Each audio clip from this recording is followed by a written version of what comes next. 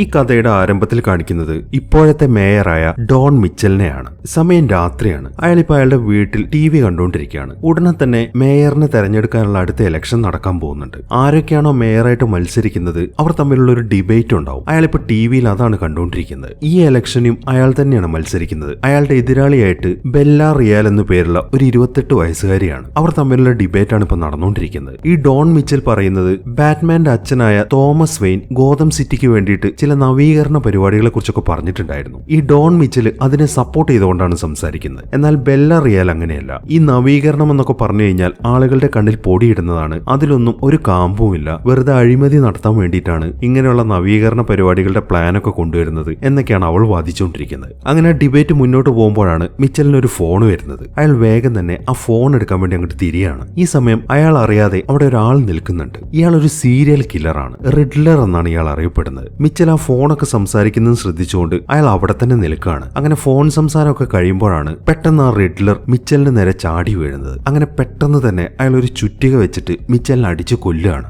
ഇനി കാണിക്കുന്നത് ബാറ്റ്മാന്റെ എൻട്രിയാണ്. ഇന്നത്തെ ദിവസം ഹലോവീൻ ഡേ ആണ്. ഈ ദിവസത്തിന്റെ പ്രത്യേകത എന്ന് പറയുന്നത് പല ആളുകളും പേടിപ്പിക്കുന്ന പല രൂപത്തിലുമായിരിക്കും സഞ്ചരിക്കുക. ആ വേഷവിധാനങ്ങളൊക്കെ കവർച്ചയ്ക്ക് വേണ്ടി അവർക്കൊരു എളുപ്പമാർഗം കൂടെയാണ്. അതുകൊണ്ട് ആ വലിയ സിറ്റിയിൽ എവിടെ വേണമെങ്കിലും എന്തും സംഭവിക്കാം. ബാറ്റ്മാനെ സംബന്ധിച്ചിടത്തോളം എല്ലാ സ്ഥലത്തും പെട്ടെന്ന് അവൻ എത്തിച്ചേരാൻ സാധിക്കത്തില്ല. അതുകൊണ്ട് തന്നെ അവനും ടീമും കൂടെ ഒരു പ്ലാൻ ഉണ്ടാക്കിയിട്ടുണ്ട്. അതായത് ഒരു ബിൽഡിങ്ങിന്റെ മുകളിൽ ഒരു ലൈറ്റ് സ്ഥാപിച്ചിട്ടുണ്ട്. ബാറ്റ്മാന്റെ എംബ്ലം അടങ്ങുന്ന ഒരു ലൈറ്റ് ആണത്. എന്തെങ്കിലും പ്രശ്നം ഉണ്ടായി കഴിഞ്ഞാൽ അത് ആകാശത്തേക്ക് തെളിക്കുക. അങ്ങനെ ആ ലൈറ്റ് ആകാശത്ത് തെളിയാണെന്നുണ്ടെങ്കിൽ അതിന് 2 അർത്ഥങ്ങളാണുള്ളത്. ഒന്നാമത്തെ അർത്ഥം സിറ്റിയിൽ എവിടെയോ എന്തൊക്കെയോ പ്രശ്നങ്ങളുണ്ട് എന്ന കാര്യം ബാറ്റ്മാന് മനസ്സിലാവും. രണ്ടാമത്തെ അർത്ഥം സംഭവം ബാറ്റ്മാൻ അറിഞ്ഞിട്ടുണ്ട് എന്നുള്ളതാണ്. അത് കുറ്റവാളികൾക്കുള്ള ഒരു മുന്നറിയിപ്പാണ്. ആ ലൈറ്റ് കണ്ടു കഴിഞ്ഞാൽ പേടിച്ച് എല്ലാ പരിപാടികളും നിർത്തിക്കൊള്ളണം. അല്ലെങ്കിൽ പേടിപ്പിക്കാൻ ബാറ്റ്മാന് നന്നായിട്ട് അറിയാം. ഇന്നത്തെ ദിവസവും ആകാശത്ത് ആ ലൈറ്റ് തെളിഞ്ഞത് കണ്ടിട്ട് അവിടെ ഉണ്ടായിരുന്ന ചില ആളുകളൊക്കെ അവർ ചെയ്യുന്ന ആ പണിയൊക്കെ നിർത്തിയിട്ട് പേടിച്ച് തലങ്ങനും വിലങ്ങനും ഓടിക്കൊണ്ടിരിക്കുകയാണ്. ഇതേ സമയം തന്നെ ഒരു റെയിൽവേ സ്റ്റേഷനിൽ കുറച്ച് ആളുകൾ ചേർന്നിട്ട് ഒരുത്തിനെ ഉപദ്രവിക്കാനുള്ള ശ്രമത്തിലാണ്.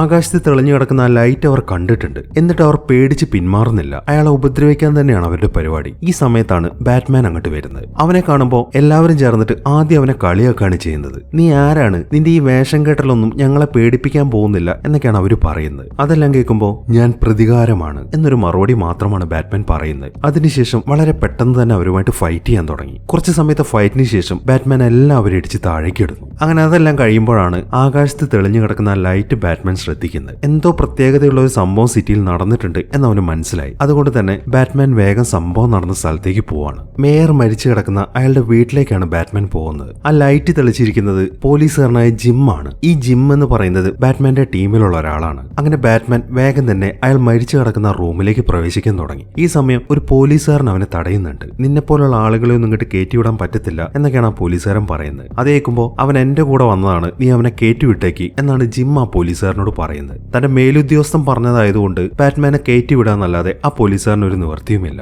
അങ്ങനെ ബാറ്റ്മാനും ജിമ്മും കൂടെ നേരെ മേയർ മരിച്ചു കിടക്കുന്ന സ്ഥലത്തേക്ക് ചെല്ലുന്നു. മേയറിന്റെ മുഖം മൊത്തം ഒരു ടാപ്പ് ഇട്ട് ചുറ്റിയിട്ടുണ്ട്. അതിന് മുകളിലായിട്ട് ഒരു കാര്യം എഴുതി വെച്ചിട്ടുണ്ട്. ഇനി മേലാൽ കളവ് പറയരുത് എന്നാണ് അതിൽ എഴുതി വെച്ചിരിക്കുന്നത്. അതൊക്കെ നോക്കിക്കൊണ്ടിരിക്കുമ്പോഴാണ് ആ ഡോക്ടർ അയാളുടെ അവസ്ഥയെ കുറിച്ചൊക്കെ പറയുന്നത്. ഒരുപാട് രക്തം ശരീരത്തിൽ നിന്ന് പോയിട്ടുണ്ട്. അത് കൈയിലൂടെയാണ് പോയിരിക്കുന്നത് എന്ന് പറഞ്ഞിട്ട് അയാൾ മേയറുടെ കൈ അവർക്ക് കാണിച്ചു കൊടുക്കുന്നു. അതിൽ അയാളുടെ തമ്പ് മുറിച്ചു മാറ്റിയിരിക്കുകയാണ്. അതായത് തള്ളവിരൽ. മാത്രമല്ല നല്ല രീതിയിൽ ടോർച്ചർ ചെയ്തിട്ടാണ് അയാളെ കൊന്നിരിക്കുന്നതെന്നും ആ ബോഡി കണ്ടാൽ മനസ്സിലാക്കാൻ സാധിക്കും. അങ്ങനെ അതൊക്കെ നോക്കിക്കൊണ്ട് നിൽക്കുന്നതിനിടയിലാണ് അവിടെ നിന്ന് കിട്ടിയ മറ്റൊരു സാധനം അവർ ജിമ്മിനെ കാണിച്ചു കൊടുക്കുന്നത്. അതൊരു കാർഡാണ്. ഒരു കടങ്കഥയാണ് അതിൽ എഴുതിയിരിക്കുന്നത്. ഈ കടങ്കഥകൾ എഴുതുന്നതുകൊണ്ടാണ് ഈ കൊലയാളിയെ റിഡ്ലർ എന്ന് വിളിക്കുന്നത്. ഒരു നുണയം മരിച്ചാൽ എന്ത് ചെയ്യും എന്നാണ് അതിൽ എഴുതിയിരിക്കുന്നത്. അതുകൂടാതെ എന്തൊക്കെയോ കോഡുകൾ എഴുതിയ ഒരു പേപ്പറും കൂടെ അവർ കാണിച്ചു കൊടുക്കുന്നുണ്ട്. അതൊന്നും എന്താണ് സംഭവം എന്ന് ജിമ്മിന് മനസ്സിലാവുന്നില്ല. അതുകൊണ്ട് തന്നെ അയാൾ അത് ബാറ്റ്മാനോടാണ് ചോദിക്കുന്നത്. ബാറ്റ്മാൻ അതിൽ നോക്കിക്കൊണ്ട് നിൽക്കുമ്പോഴാണ് കമ്മീഷണറായ പീറ്റ് അങ്ങോട്ട് വരുന്നത്. വന്ന ഉടനെ തന്നെ അയാൾ വല്ലാത്ത ദേഷ്യത്തിലാണ് സംസാരിക്കുന്നത്. അതിന്റെ കാരണം മറ്റൊന്നുമല്ല, ബാറ്റ്മാൻ അങ്ങോട്ട് കയറ്റിവിട്ടതാണ്. ഇവനെ പോലുള്ള ആളുകളൊക്കെ ഇങ്ങോട്ട് കയറ്റിവിടാൻ നിന്നോട് ആരാണ് പറഞ്ഞത് എന്നൊക്കെ പറഞ്ഞിട്ടാണ് അയാൾ ജിമ്മിനോട് ചൂടായിക്കൊണ്ടിരിക്കുന്നത്. അതെല്ലാം കാണുമ്പോൾ ഇവനെ ഇങ്ങോട്ട് വിളിച്ചു വരുത്താൻ ഒരു കാരണം ഉണ്ടായിരുന്നു എന്ന് പറഞ്ഞിട്ട് അയാൾ ആ കാർഡ് എടുത്തിട്ട് കമ്മീഷണർക്ക് കാണിച്ചു കൊടുക്കുകയാണ്. അതിൽ എഴുതിയിരിക്കുന്നത് ഈ കാർഡ് ബാറ്റ്മാൻ ഉള്ളതാണെന്നാണ്. അത് കാണുമ്പോൾ അപ്പോൾ ഇവനും ഇതിൽ ഇൻവോൾവ് ആണോ എന്നാണ് അയാൾ ചോദിക്കുന്നത്. ഒരിക്കലുമല്ല എന്നാണ് ജിം മറുപടി പറയുന്നത്. ആര് പറഞ്ഞു? ഇവൻ നിയമം കയ്യിലെടുക്കുന്നവനാണ്, അതുകൊണ്ട് തന്നെ ചിലപ്പോൾ ഇവൻ തന്നെയായിരിക്കും പ്രതി എന്നൊക്കെയാണ് അയാൾ പറയുന്നത്. അവരുടെ ആ വാക്കുതർക്കത്തിനിടയിലാണ് ബാറ്റ്മാൻ ആ കടങ്കഥയ്ക്ക് ഒരു ഉത്തരം പറയുന്നത്. അതായത് നുണയൻ മരിച്ചാൽ എന്ത് ചെയ്യും? അയാൾ നുണ പറഞ്ഞുകൊണ്ടേയിരിക്കും. ഈ ഒരു കാര്യമാണ് ബാറ്റ്മാൻ ഇപ്പൊ പറയുന്നത്. അത് കേൾക്കുമ്പോൾ ആ കമ്മീഷണർ ആണെന്നുണ്ടെങ്കിൽ മരിച്ചു കിടക്കുന്ന മേയറിനെ ഒന്ന് നോക്കിയതിനു ശേഷം ഈ ബാറ്റ്മാൻ ഉടനെ തന്നെ ഇവിടെ നിന്ന് പറഞ്ഞു വിട്ടോളാം എന്ന് പറഞ്ഞിട്ട് വേഗം തന്നെ പുറത്തേക്ക് ഇറങ്ങി പോകുന്നു. അങ്ങനെ അവിടുത്തെ പരിശോധനയ്ക്കൊക്കെ ശേഷം ബാറ്റ്മാൻ നേരെ പോകുന്നത് അവന്റെ ഹൈഡൌട്ടിലേക്കാണ്. ഈ ബാറ്റ്മാന്റെ കണ്ണിൽ ഒരു ലെൻസ് ഉണ്ട്. ഒരു ദിവസം നടക്കുന്ന മുഴുവൻ കാര്യങ്ങളും ഓർമ്മിച്ച് വെക്കാൻ പറ്റാത്തതുകൊണ്ട് തന്നെ ആ ലെൻസിൽ ഒരു ക്യാമറ ഫിറ്റ് ചെയ്തിട്ടുണ്ട്. അതുകൊണ്ട് ബാറ്റ്മാൻ എവിടെ പോയി കഴിഞ്ഞാലും അവൻ കാണുന്നതൊക്കെ റെക്കോർഡ് ആയിക്കൊണ്ടേയിരിക്കും. ഇന്നിപ്പോ മേയറിന്റെ വീട്ടിലേക്ക് ചെന്നിട്ട് അവിടെ കണ്ട കാര്യങ്ങളൊക്കെയാണ് അവൻ അവന്റെ കമ്പ്യൂട്ടറിൽ കണ്ടുകൊണ്ടിരിക്കുന്നത്. ഈ സമയം അവിടുത്തെ ടിവിയിൽ ന്യൂസും കാണിക്കുന്നുണ്ട്. ആ മേയറിന്റെ മരണത്തെക്കുറിച്ചൊക്കെയാണ് അതിൽ പറയുന്നത്. മാത്രമല്ല 20 വർഷങ്ങൾക്ക് മുമ്പ് ബാറ്റ്മാന്റെ അച്ഛനായ തോമസ് വെയിനും ഇതുപോലെ മേയർ സ്ഥാനത്തേക്ക് മത്സരിച്ചിട്ടുണ്ടായിരുന്നു. 20 വർഷങ്ങൾക്ക് മുമ്പുള്ള ഇതേ ദിവസം തന്നെയായിരുന്നു അത്. അന്ന് രാത്രിയാണ് തോമസ് വെയിനും അയാളുടെ ഭാര്യയായ മാർത്തയും കൊല്ലപ്പെട്ടത്. അത് ആരാണ് ചെയ്തതെന്നൊന്നും ഇതുവരെയായിട്ടും കണ്ടെത്താൻ സാധിച്ചിട്ടില്ല. ഇങ്ങനെയുള്ള കാര്യങ്ങളും കൂടെ ആ ന്യൂസിൽ പറയുന്നുണ്ട്. ഈ സമയത്താണ്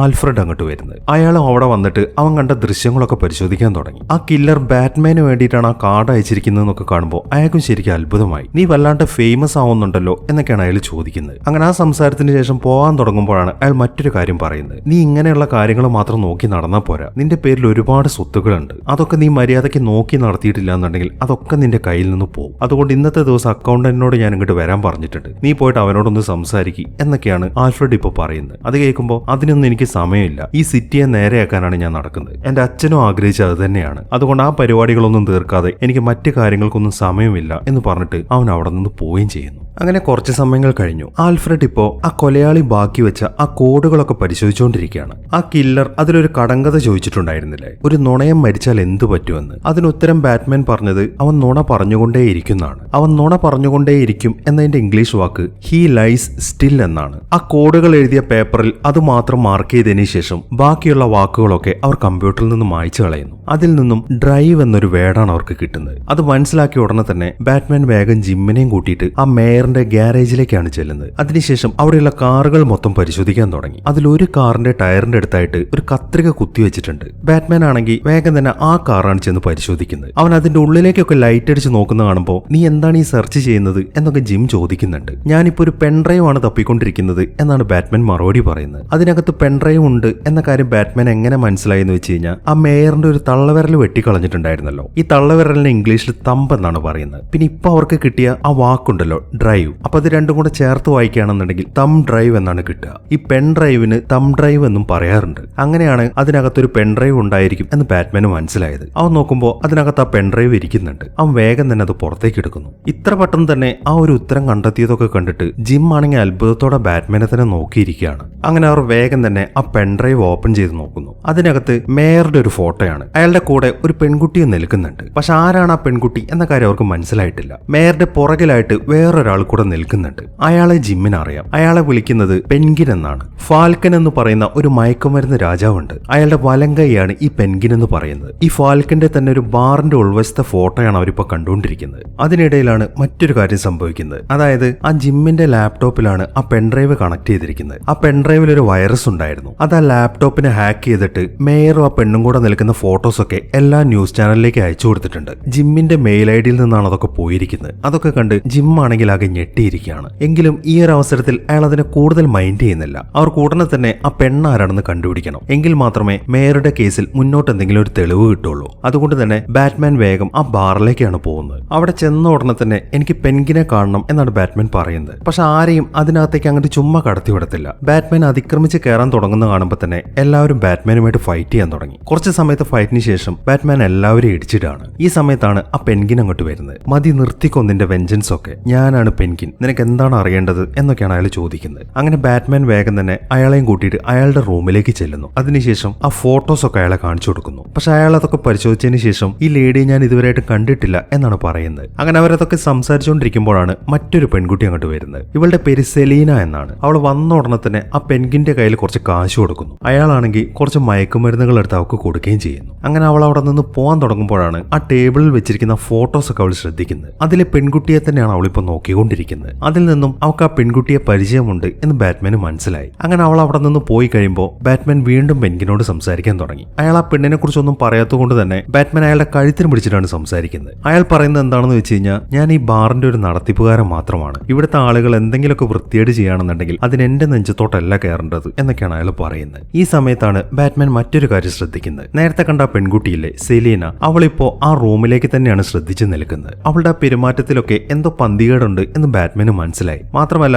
ആ ഫോട്ടോയിൽ കണ്ട പെണ്ണ് ധരിച്ചിരിക്കുന്ന അതേ ഷൂ ആണ് അവളും ധരിച്ചിരിക്കുന്നത്. എല്ലാം കൊണ്ടും മൊത്തത്തിൽ ആ രണ്ട് പെൺകുട്ടികളും തമ്മിൽ ഒരു കണക്ഷൻ വരുന്നുണ്ട്. അതുകൊണ്ട് തന്നെ ബാറ്റ്മാൻ വേഗം തന്നെ അവളുടെ പുറകെ പോവാണ്. ഇതേ സമയം തന്നെ സെലീനയാണെങ്കിൽ ഒരു ടാക്സിയിൽ പോയിക്കൊണ്ടിരിക്കുകയാണ്. അതിനിടയിൽ അവൾ ആ ഫോട്ടോയിൽ കണ്ട പെണ്ണുമായിട്ട് സംസാരിക്കുന്നുണ്ട്. ആനിക്ക എന്നാണ് അവളുടെ പേര്. സെലീനയെ പോലെ തന്നെ അവളും ആ ബാറിൽ തന്നെയാണ് ജോലി ചെയ്യുന്നത്. വല്ലാതെ കരഞ്ഞുകൊണ്ടാണ് ആനിക്ക ഇപ്പോൾ അവളോട് സംസാരിക്കുന്നത്. ആ ഫോട്ടോസ് ഒക്കെ ന്യൂസ് ചാനലിൽ ലീക്ക് ആയിട്ടുണ്ടല്ലോ, അതൊക്കെ കണ്ട് അവൾ ശരിക്കും പേടിച്ചിട്ടുണ്ട്. ആ കാര്യങ്ങളൊക്കെയാണ് അവളിപ്പോൾ പറഞ്ഞുകൊണ്ടിരിക്കുന്നത്. അതെല്ലാം കേൾക്കുമ്പോൾ നീ ഒന്നുകൊണ്ടും ടെൻഷൻ അടിക്കണ്ട, ഞാൻ ഉടനെ തന്നെ അങ്ങോട്ട് വരാം, എന്നിട്ട് നമുക്ക് ഈ സ്ഥലം വിട്ട് എങ്ങോട്ടെങ്കിലും പോവാം എന്നൊക്കെയാണ് സെലീന പറയുന്നത്. അങ്ങനെ അവൾ വേഗം തന്നെ ആ ആനിക്കയുടെ അടുത്തെത്തി. അവൾ ഇപ്പോഴും വല്ലാത്ത ടെൻഷനിൽ തന്നെയാണ്. അത് കാണുന്ന സെലീനയാണെങ്കിൽ ഓരോന്നൊക്കെ പറഞ്ഞ് അവളെ സമാധാനിപ്പിച്ചുകൊണ്ടിരിക്കുകയാണ്. ഇതൊക്കെ ബാറ്റ്മാൻ ഒരു ബൈനോക്കുലർ വെച്ചിട്ട് കാണുന്നുണ്ട്. അങ്ങനെ അവൾ ആ സമാധാനിപ്പിക്കലൊക്കെ കഴിഞ്ഞതിന് ശേഷം സെലീന വേഗം ചെന്നിട്ട് ഒരു സ്യൂട്ടൊക്കെ എടുത്തിട്ടാണ്. അതിനുശേഷം പെട്ടെന്ന് തന്നെ ആ ബിൽഡിങ്ങിൽ നിന്ന് താഴേക്ക് ചാടാൻ തുടങ്ങി. അത് കാണുമ്പോൾ ബാറ്റ്മാന് ശരിക്കും ഒരു ഞെട്ടലാണ് ഉണ്ടാവുന്നത്. കാരണം അത്രമാത്രം സ്കിൽഫുൾ ആയിരുന്നു ഈ സെലീന എന്ന് പറയുന്ന പെൺകുട്ടി. അങ്ങനെ അവൾ താഴെ ഇറങ്ങിയതിനു ശേഷം വേഗം തന്നെ ചെന്ന് അവളുടെ ബൈക്ക് എടുത്തിട്ട് പെട്ടെന്ന് അവിടെ നിന്ന് ഓടിച്ചു പോകാൻ തുടങ്ങി. അവൾ പോകുന്നത് മേയറിന്റെ വീട്ടിലേക്കാണ്. അയാൾ മരിച്ചു കിടന്ന ആ റൂമിന്റെ അകത്തേക്ക് ഇറങ്ങിയിട്ട് അവളിപ്പോ അവിടെയുള്ള ഒരു ലോക്കർ തുറക്കാനുള്ള ശ്രമത്തിലാണ്.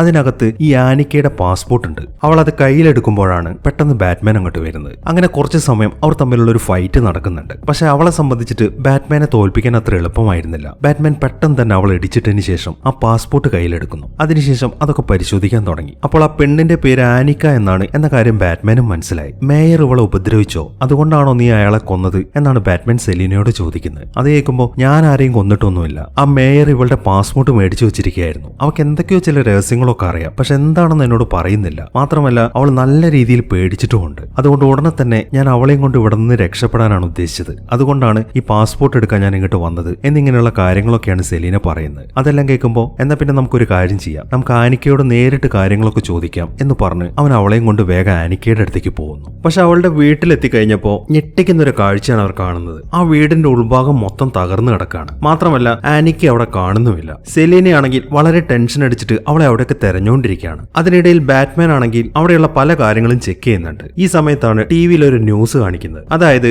സിറ്റിയിൽ ഒരാൾ കൂടെ ആ സീരിയൽ കില്ലർ കാരണം കൊല്ലപ്പെട്ടിട്ടുണ്ട്. നമ്മൾ നേരത്തെ ഒരു പോലീസ് കമ്മീഷണറെ കണ്ടിട്ടില്ലായിരുന്നു. ബാറ്റ്മാൻ ആ ക്രൈം സീനിൽ നിന്ന് ഇറക്കി വിടാനൊക്കെ പറഞ്ഞ അയാളുടെ പേര് പീറ്റ് എന്നാണ്. അയാളാണ് കൊല്ലപ്പെട്ടിരിക്കുന്നത്. അയാളെ താനാണ് കൊന്നതെന്ന് പറഞ്ഞിട്ട് ആ റിഡ്ലർ ആണെന്നുണ്ടെങ്കിൽ ഒരു വീഡിയോയും കൂടെ സോഷ്യൽ മീഡിയയിൽ പോസ്റ്റ് ചെയ്തിട്ടുണ്ട്. ആ വീഡിയോ ആണ് ഇപ്പോൾ ടിവിയിൽ കാണിച്ചുകൊണ്ടിരിക്കുന്നത്. ഒരു ക്വസ്റ്റ്യൻ മാർക്കിന്റെ ചിഹ്നമാണ് ഈ റിഡ്ലറിന്റെ അടയാളം. അയാൾ ആളുകളെ കൊല്ലുന്ന എല്ലാ സ്ഥലത്തും ആ ക്വസ്റ്റ്യൻ മാർക്ക് അയാൾ ഇട്ടിട്ട് പോകാറുണ്ട്. അങ്ങനെ അയാൾക്ക് പറയാനുള്ള കാര്യങ്ങളൊക്കെ അയാൾ പറയാൻ തുടങ്ങി. അന്ന് ഹലോവീൻ ഡേ ആയിരുന്നു. അന്ന് രാത്രി ഞാൻ നിങ്ങളുടെ മേയറിനെ കൊന്നു. അത് മറ്റൊന്നും കൊണ്ടല്ല, അയാൾ നിങ്ങളെ എല്ലാവരെയും വഞ്ചിക്കുകയായിരുന്നു. ഇനി അടുത്തത് നിങ്ങളുടെ കമ്മീഷണറുടെ ഊഴമാണ്. ഇയാളും ഒരുപാട് നുണകൾ പറഞ്ഞിട്ട് ഇവിടുത്തെ ജനങ്ങളെ മൊത്തം പറ്റിച്ചുകൊണ്ടിരിക്കുകയാണ് എന്നൊക്കെ പറഞ്ഞിട്ട് അയാൾ ഇപ്പൊ ആ കമ്മീഷണറെയാണ് കാണിക്കുന്നത്. ആ കമ്മീഷണറുടെ തലയിൽ മൊത്തമായിട്ട് അയാൾ എന്തോ ഒരു ബോക്സ് സെറ്റ് ചെയ്ത് വെച്ചിട്ടുണ്ട്. മാത്രമല്ല ചെറിയൊരു കൂട്ടിൽ 2 എലികളെയും കാണുന്നുണ്ട്. ഇയാളുടെ മരണം കൂടെ കഴിഞ്ഞു കഴിഞ്ഞാൽ തുടർച്ചയായിട്ട് ഇനിയും കുറെ ആളുകൾ കൂടെ മരിക്കാനുണ്ട് എന്നൊക്കെയാണ് ആ റിഡ്ലർ പറഞ്ഞുകൊണ്ടിരിക്കുന്നത്. അങ്ങനെ ആ വീഡിയോ അവസാനിച്ചതിന് ശേഷം പോലീസ് കമ്മീഷണറുടെ ഒരു ഫോട്ടോ കൂടെ ന്യൂസിൽ കാണിക്കുന്നുണ്ട്.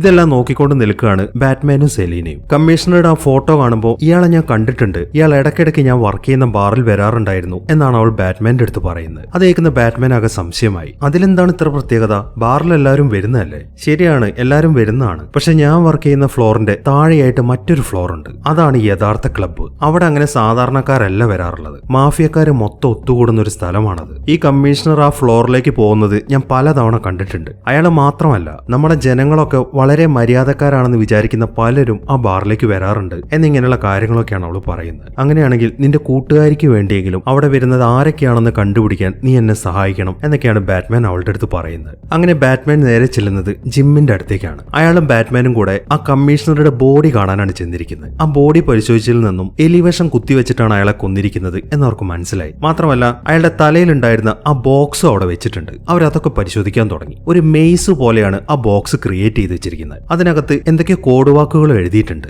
ഇതൊന്നും കൂടാതെ കുറച്ച് ഫോട്ടോഗ്രാഫുകളും അയാൾ അവിടെ ഇട്ടിട്ട് പോയിട്ടുണ്ട്. ആ ഫോട്ടോഗ്രാഫിൽ എന്താണെന്ന് വെച്ച് കഴിഞ്ഞാൽ ഈ കമ്മീഷണർ സിറ്റിയിൽ മയക്കുമരുന്ന് വിൽക്കുന്ന ഒരാളുടെ അടുത്ത് നിൽക്കുന്നതാണ്. കമ്മീഷണർ അയാളിൽ നിന്ന് കൈക്കൂലി വാങ്ങുന്ന ഒരു ഫോട്ടോയാണത്. അതെല്ലാം കാണുമ്പോൾ ജിമ്മിനാകെ സംശയമായി. എന്തിനായിരിക്കും കമ്മീഷണർ ഇയാളുടെ അടുത്തേക്കൊക്കെ പോയിരിക്കുന്നത്? സാൽവറ്റോർ മറോണി എന്നൊരു മയക്കുമരുന്ന് രാജാവ് ഉണ്ടായിരുന്നു. അത്രയും ഭീകരനായിട്ട് പോലും അയാളെ പിടികൂടിയത് ഈ കമ്മീഷണറാണ്. അങ്ങനെയുള്ള ഒരാൾക്ക് എന്തിനായിരിക്കും ഈ നക്കാപ്പിച്ച കാശ് എന്നൊക്കെയാണ് ജിമ്മിന്റെ സംശയം. അയാൾ അത് ചോദിക്കുമ്പോൾ ചിലപ്പോൾ നമ്മൾ അറിയുന്ന പോലുള്ള ഒരാളായിരിക്കത്തില്ല ഈ കമ്മീഷണർ എന്നൊക്കെയാണ് ബാറ്റ്മാൻ മറുപടി പറയുന്നത്. അങ്ങനെ വീണ്ടും അവിടെ പരിശോധിക്കുന്നതിനിടയിൽ ബാറ്റ്മാന് വേണ്ടി സെറ്റ് ചെയ്ത് വെച്ചിരിക്കുന്ന ചോദിക്കുന്ന ഒരു കാർഡും കൂടെ അവൻ ആ ബോക്സിൽ നിന്ന് കിട്ടുന്നുണ്ട്. അതിൽ എഴുതിയിരിക്കുന്നത് ഇങ്ങനെയാണ്: എലിയെ കണ്ടെത്തുന്നത് വരെ കുരുക്കു വഴിയിലൂടെ പോവുക. അവനെ കിട്ടിക്കഴിഞ്ഞാൽ ഉടനെ തന്നെ അവനെ വെട്ടത്തിലേക്ക് കൊണ്ടുവരാം. അവിടെ ഞാൻ കാത്തു നിൽക്കുന്നുണ്ടാവും എന്നാണ് അതിൽ എഴുതി വെച്ചിരിക്കുന്നത്. പക്ഷെ എത്ര ശ്രമിച്ചിട്ടും അതിന്റെ അർത്ഥം എന്താണ് എന്ന കാര്യം ബാറ്റ്മാന് മനസ്സിലായിട്ടില്ല. പക്ഷെ ഒരു കാര്യം മനസ്സിലായി: ഈ എലി ആരാണ് എന്നതാണ് അവർക്ക് ഇനി കണ്ടുപിടിക്കേണ്ടത്. അങ്ങനെ ബാറ്റ്മാൻ അടുത്തതായിട്ട് പോകുന്നത് ആ സെലീനയുടെ അടുത്തേക്കാണ്. ഉടനെ തന്നെ ആ ബാറിൽ വരുന്നത് ആരൊക്കെയാണ് എന്ന കാര്യങ്ങളൊക്കെ കണ്ടുപിടിക്കണം. അതിനു വേണ്ടിയിട്ട് ആ ക്യാമറയുള്ള ലെൻസ് ഒക്കെ അവളുടെ കണ്ണിലും ബാറ്റ്മാൻ ഫിറ്റ് ചെയ്ത് കൊടുക്കുന്നുണ്ട്. മാത്രമല്ല അവർക്ക് തമ്മിൽ പരസ്പരം സംസാരിക്കാൻ വേണ്ടിയിട്ട് ഒരു ഇയർഫോണും അവൾക്ക് വെച്ചു കൊടുക്കുന്നുണ്ട്. അങ്ങനെ അവൾ വേഗം തന്നെ ആ ബാറിലേക്ക് പോവാണ്. അവൾ കാണുന്ന കാര്യങ്ങളൊക്കെ തന്നെ അവളുടെ കണ്ണിൽ സെറ്റ് ചെയ്ത് വെച്ചിരിക്കുന്ന ക്യാമറയിലൂടെ ബാറ്റ്മാൻ അവന്റെ കമ്പ്യൂട്ടറിൽ കാണാൻ സാധിക്കുന്നുണ്ട്. അവൾ ആദ്യം ചെന്ന് പെടുന്നത് ഒരു കാവൽക്കാരന്റെ മുമ്പിലാണ്. കഴിഞ്ഞ ദിവസം രാത്രി ബാറ്റ്മാനുമായിട്ട് കുറച്ച് ആളുകൾ ഫൈറ്റ് ചെയ്തിട്ടില്ലായിരുന്നു. ആ കൂട്ടത്തിലുള്ള ഒരാളാണത്. അവന്റെ മൂക്കിൽ നല്ല ഇടി കിട്ടിയ പാടും കാണുന്നുണ്ട്. അങ്ങനെ അവൾ വേഗം തന്നെ ആ ബാറിന്റെ അകത്തേക്ക് കയറുന്നു. അങ്ങനെ നടന്ന് അവൾ ആ പാർട്ടി നടക്കുന്ന സ്ഥലത്തേക്കാണ് കയറി ചെല്ലുന്നത്. അവിടെ ഒരുപാട് പേര് കൂടിയിട്ടുണ്ട്. അതിലുള്ള ഓരോരുത്തരെയും ബാറ്റ്മാൻ വളരെ ശ്രദ്ധയോടെ വീക്ഷിച്ചുകൊണ്ടിരിക്കുകയാണ്. ആ കൂട്ടത്തിൽ ഉണ്ടായിരുന്നവരിൽ കൂടുതലും ഗവൺമെന്റിന്റെ ഉന്നത സ്ഥാനങ്ങളിൽ ജോലി ചെയ്യുന്നവരാണ്. അവരെയൊക്കെ ക്രോസ് ചെയ്തിട്ട് അവൾ മുന്നോട്ട് നടക്കുമ്പോഴാണ് ബാറ്റ്മാൻ പെട്ടെന്ന് ഒരാളെ ശ്രദ്ധിക്കുന്നത്. അത് പബ്ലിക് പ്രോസിക്യൂട്ടറായ ഗിൽ കോൾസൺ ആയിരുന്നു. ബാറ്റ്മാന്റെ നിർദ്ദേശപ്രകാരം അവൾ കുറച്ച് കൂടുതൽ സമയം അയാളെ തന്നെ നോക്കി നിൽക്കുന്നുണ്ട്. അതുകൊണ്ട് തന്നെ അവൾക്ക് തന്നോട് എന്തോ ഒരു താല്പര്യം ഉണ്ടെന്ന് തോന്നുന്ന അയാളാണെങ്കിൽ വേഗം തന്നെ അവളുടെ അടുത്തേക്ക് വന്നിട്ട് ഓരോരോ പഞ്ചാര വർത്താനങ്ങളൊക്കെ പറയാൻ തുടങ്ങി. ബാറ്റ്മാൻ അവളുടെ അടുത്ത് അയാളുടെ മുന്നിൽ നിന്ന് മാറരുതെന്ന് പറഞ്ഞുകൊണ്ട് അവൾ അയാളുടെ അടുത്ത് ഓരോരോ കാര്യങ്ങളൊക്കെ പറഞ്ഞുകൊണ്ടിരിക്കുകയാണ്. അങ്ങനെ കുറച്ച് സമയത്തെ സംസാരത്തിന് ശേഷം ആ കോൾസൺ വേഗം തന്നെ അവൾ അയാളുടെ ടീമിന്റെ അടുത്തേക്ക് കൊണ്ടുപോവാണ്. അതിനുശേഷം ഓരോരുത്തരായിട്ട് പരിചയപ്പെടുത്തി കൊടുക്കാൻ തുടങ്ങി. അവിടെ ഇരിക്കുന്ന ആളുകളെല്ലാം തന്നെ വക്കീലന്മാരാണ്. അങ്ങനെ അവരോടൊക്കെ സംസാരിച്ചുകൊണ്ടിരിക്കുന്നതിനിടയിലാണ് ഈ കോൾസൺ ഒരു കാര്യം പറയുന്നത്. അതായത് ഈ റിഡ്ലർ എന്ന് പറയുന്നത് നഗരത്തിലെ ഏറ്റവും പ്രധാനപ്പെട്ട ആളുകളെയാണ് നോട്ടം ഇട്ടിരിക്കുന്നത്. അവന് കുറേയേറെ കാര്യങ്ങളൊക്കെ അറിയാം എന്നൊക്കെയാണ് അയാൾ പറയുന്നത്. അത് കേൾക്കുമ്പോൾ അവനൊരു കുന്തവും അറിയത്തില്ല എന്നാണ് അവിടെ ഇരിക്കുന്ന മറ്റൊരാൾ മറുപടി പറയുന്നത്. താൻ എന്തോ അവിടെ ഈ പറയുന്നത്? അവൻ എല്ലാ കാര്യങ്ങളും അറിയാം. മറ്റേ ആ എലിയുടെ കാര്യമില്ലേ, അതും അയാൾക്ക് അറിയാം എന്നും കൂടെ ആ കോൾസൺ പറയുന്നുണ്ട്. എലി എന്ന് പറയുമ്പോൾ ബാറ്റ്മാന് ഡൗട്ടായി. അതുകൊണ്ട് തന്നെ ഉടനെ തന്നെ എലിയുടെ കാര്യം ചോദിക്കി എന്നാണ് ബാറ്റ്മാൻ സെലീനയുടെ അടുത്ത് പറയുന്നത്. അത് കേട്ട ഉടനെ തന്നെ എന്താണ് ഈ എലി എന്നാണ് അവൾ ആ കോൾസന്റെ അടുത്ത് ചോദിക്കുന്നത്. അത് കേൾക്കുമ്പോൾ ഈ എലി എന്ന് പറയുന്നത് ഒരു ഒറ്റുകാരനാണ്. അയാളാണ് ആ സാൽവറ്റോർ മറോണിയെ കുറിച്ചിട്ടുള്ള വിവരങ്ങളൊക്കെ ചോർത്തി തന്നത്. ഈ സാൽവറ്റോർ മറോണിയെ കുറിച്ചിട്ട് നമ്മൾ കുറച്ചു മുന്നേ പറഞ്ഞതാണ്. അയാൾ ഒരു മയക്കുമരുന്ന് രാജാവായിരുന്നു. അങ്ങനെ ആ ഇൻഫർമേഷൻ കിട്ടിയതിനെ തുടർന്നിട്ടാണ് ഞങ്ങൾ എല്ലാവരും കൂടെ ചേർന്നിട്ട് അയാളെ ആ മയക്കുമരുന്ന് കേസിൽ പൊക്കിയത്.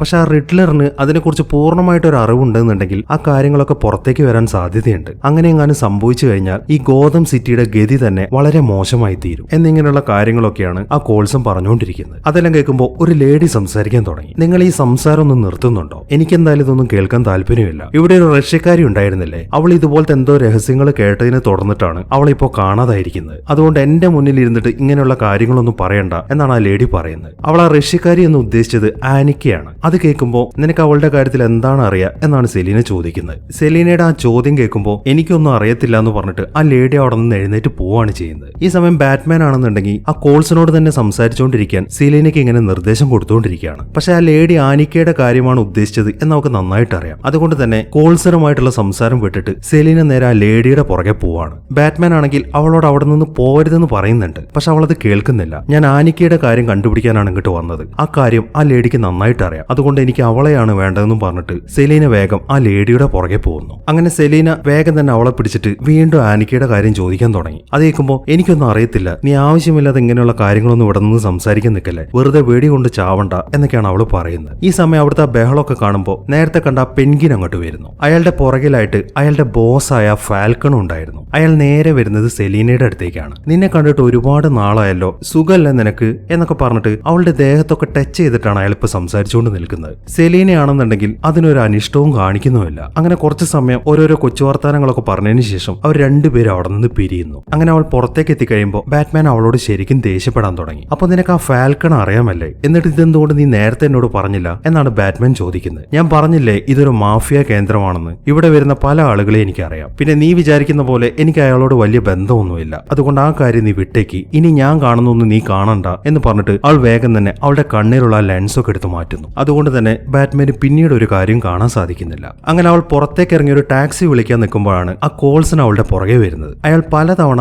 അയാളുടെ കാറിൽ പോകാമെന്നൊക്കെ പറഞ്ഞിട്ട് അവളെ നിർബന്ധിക്കുന്നുണ്ട്. പക്ഷെ അവൾ അതിന് സമ്മതിക്കുന്നില്ല. ഞാൻ ടാക്സിയിൽ തന്നെ പോയിക്കോളാന്നും പറഞ്ഞിട്ട് അവൾ വേഗം തന്നെ ഒരു ടാക്സിയിൽ കയറി പോകുന്നു. അങ്ങനെ അവൾ പോയി കഴിയുമ്പോൾ അയാൾ അയാളുടെ കാറിന്റെ അകത്തേക്കാണ് കയറുന്നത്. അയാളുടെ തൊട്ടു പുറകിലത്തെ സീറ്റിൽ ആ കില്ലറും ഇരിക്കുന്നുണ്ടായിരുന്നു. പെട്ടെന്ന് ആ കില്ലർ അയാളുടെ തലക്കിട്ട് ഇടിക്കാൻ തുടങ്ങി. അങ്ങനെ കുറെ ഇടിച്ച് അയാളെ തളർത്തിയതിനു ശേഷം ആ കില്ലർ അയാളുടെ കഴുത്തിൽ കഴുത്തിൽ എന്തോ ഒരു ഡിവൈസ് ഒക്കെ സെറ്റ് ചെയ്യുന്നുണ്ട്. ഇതേ സമയം തന്നെ ബാറ്റ്മാൻ ആണെങ്കിൽ ജിമ്മിനെ കാണാൻ ചെന്നിരിക്കുകയാണ്. ബാറ്റ്മാൻ അറിഞ്ഞ കാര്യങ്ങളൊക്കെ അവൻ ഉടൻ തന്നെ ജിമ്മിനോട് പറയാൻ തുടങ്ങി. അതായത് ആ സാൽവറ്റോർ മറോണി കേസിൽ പോലീസിന് രഹസ്യങ്ങൾ ചോർത്തി തന്നൊരു ചാരനുണ്ടായിരുന്നു. അയാളാണ് നമ്മൾ ഈ തപ്പുന്ന എലി. അയാൾ ആരാണെന്നുള്ള കാര്യം ആ റിഡ്ലറിന് അറിയാം. അപ്പോൾ നമ്മൾ ആ ചാരനെ കണ്ടുപിടിച്ചു കഴിഞ്ഞാൽ ഒരുപക്ഷെ ആ റിഡ്ലറിനെയും നമുക്ക് കിട്ടാൻ സാധ്യതയുണ്ട് എന്നൊക്കെയാണ് ബാറ്റ്മാൻ അയാളോട് പറയുന്നത്. അങ്ങനെ ആ മീറ്റിംഗിന് ശേഷം ബാറ്റ്മാൻ അവന്റെ ഹൈഡ് ഔട്ടിലേക്കാണ് പോകുന്നത്. ഈ സമയം ആൽഫ്രഡ് അങ്ങോട്ട് വരുന്നുണ്ട്. രണ്ടാമത്തെ കൊലപാതകത്തിൽ അവർക്ക് കിട്ടിയ കോഡുകളൊക്കെ ചെക്ക് ചെയ്തിട്ട് അയാൾ ഒരു നിഗമനത്തിൽ എത്തിയിട്ടുണ്ട്. നീയാണ് എൽ റാറ്റ അലാഡ എന്നാണ് അതിൽ എഴുതി വെച്ചിരിക്കുന്നത്. ഒരു സ്പാനിഷ് ആണത്. അതിന്റെ അർത്ഥം ചിറകുള്ള എലി എന്നാണ്. പക്ഷെ അതിന്റെ അർത്ഥമൊക്കെ മനസ്സിലായെങ്കിലും എന്താണ് അയാൾ ഉദ്ദേശിക്കുന്നത് എന്ന കാര്യം മാത്രം ബാറ്റ്മാന് മനസ്സിലായിട്ടില്ല.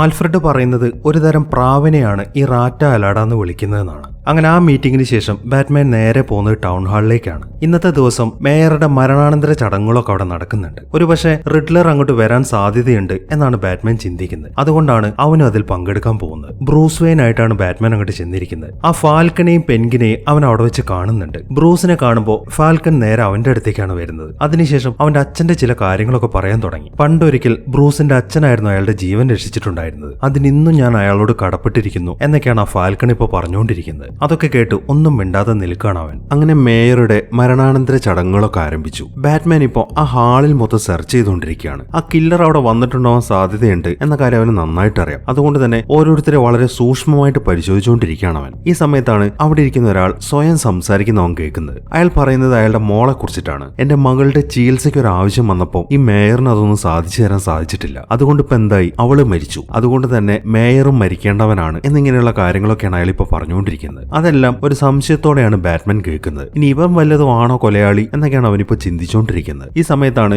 മേയറായിട്ട് മത്സരിക്കുന്ന ആ ബെല്ല റിയൽ എന്ന പെണ്ണങ്ങോട്ട് വരുന്നത്. അവള് ബാറ്റ്മാന്റെ അടുത്തേക്ക് വന്നിട്ട് ഓരോരോ കാര്യങ്ങളൊക്കെ സംസാരിച്ചിട്ട് അവനെയും വിളിച്ചുകൊണ്ട് മുന്നിലേക്ക് നടക്കുകയാണ്. അവൾ അവനോട് ആ മേയർ സ്ഥാനത്തേക്ക് മത്സരിക്കുന്ന കാര്യങ്ങളൊക്കെ പറയുന്നുണ്ടെങ്കിലും അവന്റെ ശ്രദ്ധ മൊത്തം ചുറ്റും നടക്കുന്ന കാര്യങ്ങളിലാണ്. ഈ കൂട്ടത്തിൽ ആര് വേണമെങ്കിലും ആയിരിക്കും കില്ലർ. അതുകൊണ്ട് തന്നെ എല്ലാരെയും അവൻ സംശയത്തോടെയാണ് നോക്കുന്നത്. അതൊക്കെ പരിശോധിക്കുന്നതിനിടയിലാണ് ജിം മറ്റൊരു പോലീസുകാരനോട് സംസാരിക്കുന്ന അവൻ ശ്രദ്ധിക്കുന്നത്. ഈ ജിം ബാറ്റ്മാന്റെ സഹായിയാണെങ്കിലും ബ്രൂസ് വെയിൻ ആണ് ബാറ്റ്മാൻ എന്നുള്ള കാര്യം ജിമ്മിന് അറിയത്തില്ല. അതുകൊണ്ട് തന്നെ ബ്രൂസ് വെയിൻ അങ്ങോട്ട് വന്നതുകൊണ്ട് അയാൾ വലിയ മൈൻഡും ചെയ്തിട്ടില്ല. അയാളിപ്പോ മറ്റേ പോലീസുകാരനോട് പറയുന്നത് എന്താണെന്ന് വെച്ച് കഴിഞ്ഞാൽ കഴിഞ്ഞ രാത്രിക്ക് ശേഷം ഗിൽ കോൾസിനെ കാണാതായിട്ടുണ്ട്. ഇതുവരെയായിട്ട് അയാൾ വീട്ടിലേക്ക് തിരിച്ചു വന്നിട്ടില്ല. അയാളുടെ ഭാര്യയോട് അന്വേഷിച്ചപ്പോൾ അയാൾ എവിടെയാണ് പോയതെന്ന് അവർക്കും അറിയത്തില്ല എന്നിങ്ങനെയുള്ള കാര്യങ്ങളൊക്കെയാണ് ജിം ഇപ്പൊ പറഞ്ഞുകൊണ്ടിരിക്കുന്നത്. അതൊക്കെ ശ്രദ്ധിച്ചുകൊണ്ട് സംശയത്തോടെ അവിടെ തന്നെ നിൽക്കുകയാണ് ബാറ്റ്മാൻ. പെട്ടെന്നാണ് ആ ബിൽഡിങ്ങിന്റെ മുകൾ ഭാഗത്തേക്ക് ആ കില്ലർ വരുന്നത്. ബാറ്റ്മാൻ ഒരു ഞെട്ടലോട് അങ്ങോട്ട് നോക്കി നിൽക്കുമ്പോഴാണ് മറ്റൊരു കാര്യം സംഭവിക്കുന്നത്. ഒരു കാറ് വളരെ വേഗത്തിൽ ആ ഹാളിലേക്ക് ഇടിച്ചു കയറി വരികയാണ്. ആളുകളെല്ലാം അത് കണ്ടിട്ട് പരക്കം പായാൻ തുടങ്ങി. അങ്ങനെ ആ കാർ ഇടിച്ചു കയറി നേരെ ആ സ്റ്റേജിന്റെ അടുത്തേക്കാണ് വരുന്നത്. അതിനകത്തുണ്ടായിരുന്നത് ആ ഗിൽ കോൾസൺ ആണ്. അയാളുടെ കഴുത്തിലായിട്ട് ഒരു ബോംബ് സെറ്റ് ചെയ്ത് വെച്ചിട്ടുണ്ട്. മാത്രമല്ല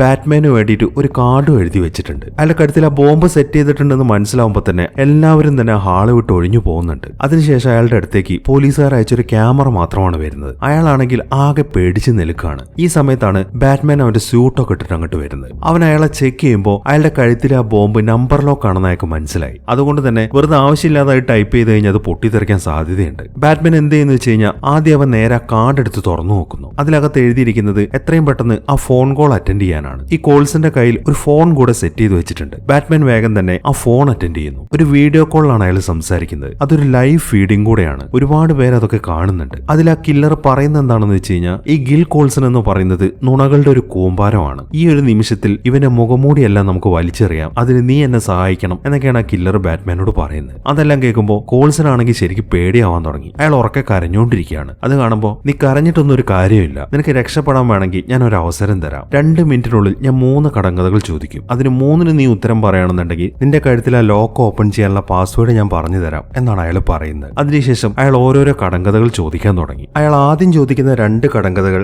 ഈ ഗിൽ കോൾസൺ എന്ന വ്യക്തി നീതി നടപ്പിലാക്കാതിരിക്കാൻ എന്തുമാത്രം നുണകൾ പറഞ്ഞിട്ടുണ്ടെന്നും അതുപോലെ ഓരോരോ കുറ്റങ്ങൾ മറച്ചു വെക്കുന്നതിന് എത്രമാത്രം കൈക്കൂലി വാങ്ങിയിട്ടുണ്ട് എന്നിങ്ങനെയുള്ള കാര്യങ്ങളെ കുറിച്ചിട്ടാണ്. അതെല്ലാം അയാൾ വ്യക്തമായിട്ട് പറഞ്ഞു കൊടുക്കുന്നുണ്ട്. ഓരോരോ കേസുകൾ ഒതുക്കാൻ വേണ്ടിയിട്ട് $10,000 കൂടുതൽ കൈക്കൂലിയൊക്കെ അയാൾ വാങ്ങാറുണ്ട് എന്നൊക്കെയാണ് അയാൾ പറയുന്നത്. 3ാമത്തെ കടങ്കഥ എന്ന് പറയുന്നത് ആ സാൽവറ്റോർ മറോണി കേസിൽ ഒരു ഒറ്റുകാരന്റെ കാര്യം പറഞ്ഞിട്ടുണ്ടായിരുന്നല്ലോ. ആ എലി അതാരാണെന്നാണ് ചോദിക്കുന്നത്. പക്ഷെ അതിന് മാത്രം അയാൾ ഉത്തരം പറയാൻ തയ്യാറാവുന്നില്ല. ബാറ്റ്മാനും അയാളെ നിർബന്ധിക്കുന്നുണ്ട്. പക്ഷെ അയാൾ പറയുന്നത് എന്താണെന്ന് വെച്ച് കഴിഞ്ഞാൽ ഞാൻ ആ ആ പേര് പറയുകയാണെന്നുണ്ടെങ്കിൽ അത് നമ്മുടെ ഈ സിസ്റ്റത്തിനെ മൊത്തം ബാധിക്കും. ഒരുപാട് പേരുടെ മുഖമൂടികളൊക്കെ അഴിഞ്ഞു വീഴും. മാത്രമല്ല ഞാനത് പറഞ്ഞതുകൊണ്ട് എന്റെ മുഴുവൻ ഫാമിലിനെ അവർ നശിപ്പിക്കും. അതുകൊണ്ട് എനിക്കത് പറയാൻ പറ്റത്തില്ല എന്നാണ് അയാൾ പറയുന്നത്. അയാൾ അങ്ങനെയൊക്കെ പറയുമ്പോഴേക്കും കില്ലർ അയാൾക്ക് കൊടുത്ത സമയമൊക്കെ തീർന്നിട്ടുണ്ട്. പെട്ടെന്ന് തന്നെ അയാളുടെ കഴുത്തിൽ ആ ബോംബ് പൊട്ടിത്തെറിച്ചിട്ട് രണ്ടുപേരും പുറത്തേക്ക് തെറിച്ചു വീഴാണ്. അങ്ങനെ ആ ഗിൽ കോൾസന്റെ പണി തീർന്നു. ഇനിയിപ്പോ ബാക്കിയുള്ളത് ബാറ്റ്മാൻ ആണ്. അവന് പ്രശ്നമൊന്നും പറ്റിയിട്ടില്ല. ആളുടെ ബോധം ചെറുതായിട്ടൊന്ന് പോയിട്ടുണ്ട്. അതുകൊണ്ട് തന്നെ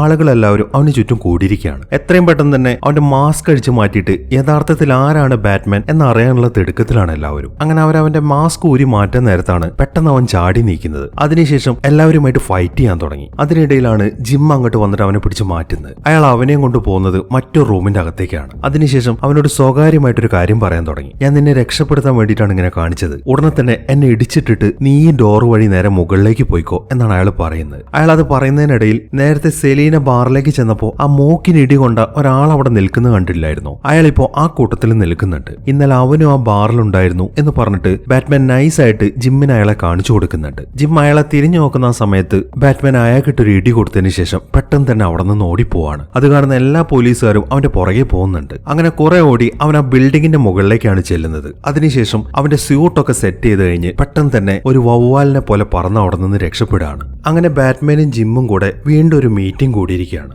അവരുടെ ഇതുവരെയുള്ള അന്വേഷണത്തിൽ എല്ലാ കാര്യങ്ങളും ആ പെൻഗിനുമായിട്ടും കണക്ട് ആയിട്ടുണ്ട്. അതുകൊണ്ട് തന്നെ ഇനി ആ പെൻഗിനാണോ ഒറ്റുകാരൻ എന്നാണ് അവരിപ്പോ സംശയിക്കുന്നത്. അവർ ഉടനെ തന്നെ പെൻഗിനെ ഫോളോ ചെയ്യാൻ തീരുമാനിക്കുന്നു. അങ്ങനെ അവർ പെൻഗിനുള്ള സ്ഥലം അന്വേഷിച്ച് പോകുമ്പോഴാണ് ഒരു മയക്കുമരുന്ന് ഡീൽ അവിടെ നടക്കുന്നവർ ശ്രദ്ധിക്കുന്നത്. പെൻഗിന്റെ മുഴുവൻ ആളുകളും അങ്ങോട്ട് വന്നിട്ടുണ്ട്. ഈ സമയത്താണ് ബാറ്റ്മാൻ തീരെ പ്രതീക്ഷിക്കാത്ത മറ്റൊരു കാഴ്ച കാണുന്നത്. ആ സെലീനയും അങ്ങോട്ട് വന്നിട്ടുണ്ട്. അവൾ വേഗം തന്നെ അവിടെയുള്ള ആളുകളെ മൊത്തം ഇടിച്ചിടാൻ തുടങ്ങി. അതിനുശേഷം പണം അടങ്ങിയ ഒരു ബാഗാണ് അവൾ കയ്യിലെടുക്കുന്നത്. അപ്പോഴേക്കും ബാറ്റ്മാനും അങ്ങോട്ട് വരുന്നുണ്ട്. ആ പണം മോഷ്ടിക്കുന്നതിനെ കുറിച്ചൊക്കെ അവൻ ചോദിക്കുമ്പോൾ അതിനെക്കുറിച്ചൊന്നും ഇപ്പൊ പറയാൻ സമയമില്ല, ഉടനെ തന്നെ അവന്മാര് വരാൻ സാധ്യതയുണ്ട് എന്നാണ് അവൾ പറയുന്നത്. അതിനുശേഷം അവൾ മറ്റൊരു ബാഗും കൂടെ തുറന്നു നോക്കുന്നു. അതിനകത്തുണ്ടായിരുന്ന ആനിക്കയായിരുന്നു. അവളിപ്പോ മരിച്ചിട്ടുണ്ട്. ഒരു ഞെട്ടലോടെ അതിലേക്ക് തന്നെ നോക്കി നിൽക്കുകയാണ് അവൾ. ഈ സമയത്താണ് ആ പെൻഗിനും കൂട്ടരും അങ്ങോട്ട് വരുന്നത്. വന്ന ഉടനെ തന്നെ അവര് ഷൂട്ട് ചെയ്യാൻ തുടങ്ങി. അങ്ങനെ കുറെ നേരം ആ ഷൂട്ടൗട്ട് അവിടെ നടക്കുന്നുണ്ട്. പെട്ടെന്നാണ് വലിയൊരു ശബ്ദം കേൾക്കുന്നത്. അത് ബാറ്റ്മാന്റെ കാറായിരുന്നു. അതിങ്ങനെ വളരെ വേഗത്തിൽ അങ്ങോട്ട് പാഞ്ഞു വന്നുകൊണ്ടിരിക്കുകയാണ്. അത് കാണുന്ന എല്ലാവരും തന്നെ ചിതറി ഓടാൻ തുടങ്ങി. അതിനിടയിൽ ആ പൈസ അടങ്ങുന്ന 2 ബാഗുകൾ ഒരാൾ കയ്യിലെടുത്തിട്ടുണ്ട്. സെലീനെ വേഗം അങ്ങോട്ട് ചെന്നിട്ട് അയാൾ ഇടിച്ചിട്ടതിന് ശേഷം ഒരു ബാഗ് എടുത്തുകൊണ്ട് പെട്ടെന്ന് അവിടെ നിന്ന് പോകുന്നു. ഇതേ സമയം ബാറ്റ്മാൻ ആണെന്നുണ്ടെങ്കിൽ ആ പെൻഗിനെ ഫോളോ ചെയ്തുകൊണ്ടിരിക്കുകയാണ്. കുറെ നേരം ആ ചേസിംഗ് നടക്കുന്നുണ്ട്. അങ്ങനെ അവസാനം ബാറ്റ്മാൻ വേഗം തന്നെ ആ പെൻഗിൻ ഓടിച്ചുകൊണ്ടിരുന്ന കാർ ഇടിച്ച് തെറിപ്പിക്കുകയാണ്. അതിനുശേഷം പെട്ടെന്ന് തന്നെ അയാളെയും തൂക്കിയെടുത്ത് അവിടെ നിന്ന് പോകുന്നു. അങ്ങനെ ജിമ്മും ബാറ്റ്മാനും കൂടെ ആ പെൻഗിനെ ഇപ്പോൾ ചോദ്യം ചെയ്തുകൊണ്ടിരിക്കുകയാണ്. അവരറിഞ്ഞു വെച്ച കാര്യങ്ങളൊക്കെ അയാളോട് ചോദിക്കുന്നുണ്ട്. മാത്രമല്ല നീയല്ലേ ആ സാൽവറ്റോർ മറോണി കേസിലെ ഒറ്റുകാരൻ എന്നും കൂടെ അവർ ചോദിക്കുന്നുണ്ട്. പക്ഷെ അയാൾ അതൊന്നും സമ്മതിച്ചു കൊടുക്കുന്നില്ല. അതെല്ലാം കാണുമ്പോൾ അവർ ആ കില്ലർ എഴുതി വെച്ച ആ കോഡ് അവനെ കാണിച്ചു കൊടുക്കുന്നു. യു ആർ എൽ റാറ്റ അലാഡ എന്നാണല്ലോ അതിൽ എഴുതിയിരിക്കുന്നത്. പക്ഷെ അത് കാണുമ്പോൾ അയാൾക്ക് ചിരിയാണ് വരുന്നത്. അയാൾ പറയുന്നത് ഇത് കറക്റ്റ് ഒരു സ്പാനിഷ് വേർഡ് കൂടെ അല്ല എന്നാണ്. എൽ റാറ്റ അലാഡയല്ല, ലാ റാറ്റ അലാഡ എന്നാണ് കറക്റ്റ് വാക്ക് എന്നാണ് അയാൾ പറയുന്നത്. അതെല്ലാം കേൾക്കുമ്പോൾ അവർക്ക് രണ്ടുപേർക്കും സംശയമായി. ഇനി ഒരു പക്ഷെ ആ കില്ലർക്ക് തെറ്റുപറ്റിയതാണോ എന്നാണ് ജിം ചോദിക്കുന്നത്.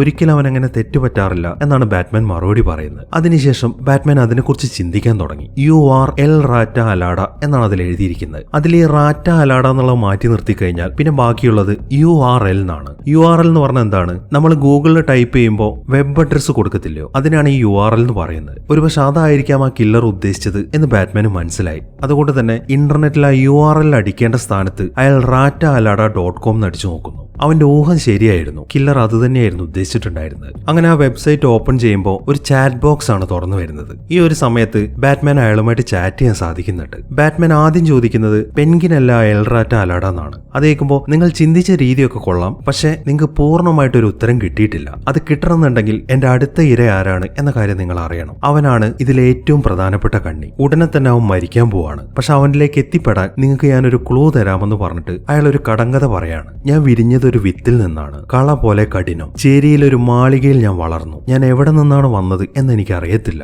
ആരാണ് ഞാൻ? ഈ ഒരു കടങ്കഥയാണ് അതിൽ ചോദിക്കുന്നത്. അത് ചോദിച്ചപ്പോൾ തന്നെ അതിന്റെ ഉത്തരം എന്താണെന്ന് ബാറ്റ്മാന് മനസ്സിലായി. അനാഥൻ എന്നാണ് അതിന്റെ ഉത്തരം. അവനത് ടൈപ്പ് ചെയ്ത് കാണിക്കുന്നു. പക്ഷെ അതിന് അയാൾ ഒരു മറുപടി പറയുന്നില്ല. ഗുഡ് ബൈ എന്ന് മാത്രമാണ് അതിൽ എഴുതി കാണിക്കുന്നത്. അങ്ങനെ എന്തോ സംശയം തോന്നുന്ന ബാറ്റ്മാൻ വേഗം ജിമ്മിനെയും കൂട്ടിയിട്ട് ബ്രൂസ് വെയിന്റെ ഒരു വീട്ടിലേക്കാണ് പോകുന്നത്. ഒരുപാട് കാലമായിട്ട് പൂട്ടിക്കിടക്കുന്ന ഒരു സ്ഥലമാണത്. അവൻ ഉദ്ദേശിച്ചത് കറക്റ്റ് ആയിരുന്നു. കില്ലർ അങ്ങോട്ട് തന്നെയാണ് അവനെ ക്ഷണിക്കുന്നത്. അവിടെ അയാൾ ഓരോരോ കാര്യങ്ങൾ കാര്യങ്ങളൊക്കെ എഴുതി വെച്ചിട്ടുണ്ട്. അങ്ങനെ അവർ നടന്ന് അവിടെയുള്ള ഒരു ഹാളിലേക്കാണ് ചെല്ലുന്നത്. 20 വർഷങ്ങൾക്ക് മുമ്പ് മേയറായിട്ട് മത്സരിക്കാൻ വേണ്ടി ബ്രൂസ് വെയിന്റെ അച്ഛൻ നടത്തിയ ആ പത്രസമ്മേളനത്തിനെ കുറിച്ചിട്ടൊക്കെ അവിടെ ഒരു വീഡിയോ കാണിക്കുന്നുണ്ട്. മാത്രമല്ല ആ ഹാളിലായിട്ട് ഒരു കാര്യം എഴുതി വെച്ചിട്ടുണ്ട്. അച്ഛന്റെ പാപങ്ങൾ മകൻ അനുഭവിക്കേണ്ടി വരും എന്നാണ് അതിൽ എഴുതി വെച്ചിരിക്കുന്നത്. അതിൽ നിന്നും ആ കില്ലറുടെ അടുത്ത ഇര ബ്രൂസ് വെയിൻ ആണ് എന്ന കാര്യം അവർക്ക് മനസ്സിലായി. അങ്ങനെ ബാറ്റ്മാൻ പെട്ടെന്ന് തന്നെ അവന്റെ വണ്ടി എടുത്ത് അവിടെ നിന്ന് പോകാൻ തുടങ്ങി. തനിക്കിട്ടിട്ടാണ് പണി വരുന്നത് എന്ന കാര്യം അവൻ അറിയാം. അതുകൊണ്ട് തന്നെ അവൻ വേഗം അവന്റെ വീട്ടിലേക്കാണ് വിളിക്കുന്നത്. പക്ഷെ ആരും തന്നെ ഫോൺ എടുക്കുന്നില്ല. ഇതേ സമയം തന്നെ ആൽഫ്രഡ് ആണെങ്കിൽ ബാറ്റ്മാന് വന്ന ചില പൊതികളൊക്കെ പരിശോധിച്ചുകൊണ്ടിരിക്കുകയാണ്. അതിലൊരു പൊതി തുറന്നു നോക്കുമ്പോൾ അതിനകത്തൊരു ബോംബാണ് ഉണ്ടായിരുന്നത്. അതായിരുന്നു ആ കില്ലർ ബാറ്റ്മാന് വെച്ച പണി. പക്ഷെ ബാറ്റ്മാൻ അവിടെ എത്തുമ്പോഴേക്കും ആ ബോംബ് പൊട്ടിത്തെറിച്ച് കഴിഞ്ഞിരുന്നു. അങ്ങനെ ബോംബ് പൊട്ടിയെങ്കിലും ആൽഫ്രഡ് മരിച്ചിട്ടൊന്നുമില്ല. അയാളിപ്പോ ഹോസ്പിറ്റലിൽ അഡ്മിറ്റ് ആണ്. ഈ സമയം പോലീസുകാരൊക്കെ വന്നിട്ട് ആ വീട് മൊത്തം സെർച്ച് ചെയ്തുകൊണ്ടിരിക്കുകയാണ്. ബാറ്റ്മാൻ ഇപ്പൊ ബ്രൂസ് ആയിട്ടാണ് അവിടെ നിൽക്കുന്നത്. ആ കില്ലർ ബാറ്റ്മാന് വേണ്ടിയിട്ട് ഒരു കാർഡ് അവിടെ ഇട്ടിട്ടുണ്ട്. ഒരു പോലീസുകാരൻ അതിപ്പോ ബ്രൂസിന് കാണിച്ചു കൊടുക്കാണ്. അതിൽ എഴുതിയിരിക്കുന്നത് നമുക്ക് നരകത്തിൽ വെച്ച് കാണാമെന്നാണ്. ബ്രൂസ് ആണെങ്കിൽ ഒന്നും മിണ്ടാതെ അതിലേക്ക് തന്നെ നോക്കി നിൽക്കുകയാണ്. അങ്ങനെ പോലീസുകാരെല്ലാം പോയി കഴിഞ്ഞതിന് ശേഷം ബ്രൂസ് ഇപ്പോ ആ കില്ലറെ സംബന്ധിച്ച് കിട്ടിയ തെളിവുകളൊക്കെ അവന്റെ വീട്ടിൽ നിരത്തി വെച്ചിട്ട് അതൊക്കെ വിശകലനം ചെയ്തുകൊണ്ടിരിക്കുകയാണ്. കില്ലറുടെ അടുത്ത ഇര അവൻ തന്നെയാണ്. പക്ഷെ അയാളുടെ ആദ്യത്തെ അറ്റംപ്റ്റ് പാളിപ്പോയി. അതുകൊണ്ട് തന്നെ അയാൾ അടുത്ത അറ്റംപ്റ്റിന് മുതിരുന്നതിന് മുമ്പ് അയാളെ പിടിച്ചേ പറ്റൂ എന്ന വാശിയിലാണ് അവൻ. അങ്ങനെ കുറച്ച് സമയത്തിന് ശേഷം സെലീന ഇപ്പൊ ബാറ്റ്മാനെ കാണാൻ വന്നിരിക്കുകയാണ്. ഈ സമയം അവൻ ചോദിക്കുന്നത് അവൾ ആ പെൻഗിന്റെ കയ്യിൽ നിന്ന് ആ പൈസ അടിച്ച് മാറ്റിയത് എന്തിനാണെന്നാണ്. അത് കേൾക്കുമ്പോൾ അവൾ കാര്യങ്ങളൊക്കെ പറയാൻ തുടങ്ങി. ആ പൈസ പെൻഗിന്റേതല്ല, അയാൾ ഒരു ജോലിക്കാരൻ മാത്രമാണ്. ആ പൈസയുടെ യഥാർത്ഥ ഉടമ ഫാൽക്കനാണ്. അയാൾ അത് എനിക്ക് തരേണ്ട പൈസയാണ് എന്നാണ് അവൾ പറയുന്നത്. അവൾ അങ്ങനെയൊക്കെ പറയുമ്പോൾ ബാറ്റ്മാൻ ഒന്നും തന്നെ മനസ്സിലാവുന്നില്ല. എന്തിനാണ് ഫാൽക്കനെ പോലുള്ള ഒരാൾ നിനക്ക് പൈസ തരേണ്ടത് എന്നൊക്കെയാണ് അവൻ ചോദിക്കുന്നത്. അത് കേൾക്കുമ്പോൾ അതിന്റെ കാരണം അയാൾ എന്റെ അച്ഛനാണ്. പണ്ട് എന്റെ അമ്മയും ഞാൻ വർക്ക് ചെയ്യുന്ന ബാറിലാണ് ജോലി ചെയ്തിരുന്നത്. അയാളും അമ്മയും തമ്മിൽ നല്ല അടുപ്പത്തിലായിരുന്നു. ആ ബന്ധത്തിൽ ഉണ്ടായതാണ് ഞാൻ എന്നിങ്ങനെയുള്ള കാര്യങ്ങളൊക്കെയാണ് അവൾ പറയുന്നത്. അതെല്ലാം കേൾക്കുമ്പോൾ ബാറ്റ്മാൻ ഒരു ഞെട്ടലാണ് ഉണ്ടാവുന്നത്. ഒന്നും മിണ്ടാതെ അവളെ തന്നെ നോക്കി നിൽക്കുകയാണ് അവൻ. അങ്ങനെ ബാറ്റ്മാൻ തിരിച്ച് അവന്റെ ഹൈഡൌട്ടിലെത്തി. ഈ സമയം ടിവിയിൽ ഒരു ന്യൂസ് കാണിക്കുന്നുണ്ട്. കില്ലർ പുതിയതായിട്ട് പുറത്തുവിട്ട ഒരു വീഡിയോ ആണ് ആ ന്യൂസിൽ ഇപ്പോൾ കാണിച്ചുകൊണ്ടിരിക്കുന്നത്. കില്ലർ അതിൽ പറഞ്ഞുകൊണ്ടിരിക്കുന്നത് മുഴുവൻ ബാറ്റ്മാന്റെ അച്ഛനായ തോമസ് വെയിന്റെ കാര്യങ്ങളാണ്. ഈ ഗോതം സിറ്റി ഉണ്ടാക്കിയത് തന്നെ വെയിൻ കുടുംബവും ആർക്കം കുടുംബവും ചേർന്നിട്ടാണ്. പക്ഷെ എന്താണ് അവരുടെ യഥാർത്ഥ പാരമ്പര്യം? 20 വർഷങ്ങൾക്ക് മുമ്പേ ആ ഒരു രഹസ്യത്തിന്റെ ചുരുളഴിക്കാൻ വേണ്ടിയിട്ട് ഒരു റിപ്പോർട്ടർ ശ്രമിച്ചിട്ടുണ്ടായിരുന്നു. ഞെട്ടിപ്പിക്കുന്ന അനവധി കുടുംബ രഹസ്യങ്ങൾ അയാൾ കണ്ടെത്തുകയുണ്ടായി. ബാറ്റ്മാന്റെ അമ്മയായ മാർത്ത കുട്ടിയായിരുന്നപ്പോ അവളുടെ അമ്മ അവളുടെ അച്ഛനെ കൊന്നിട്ട്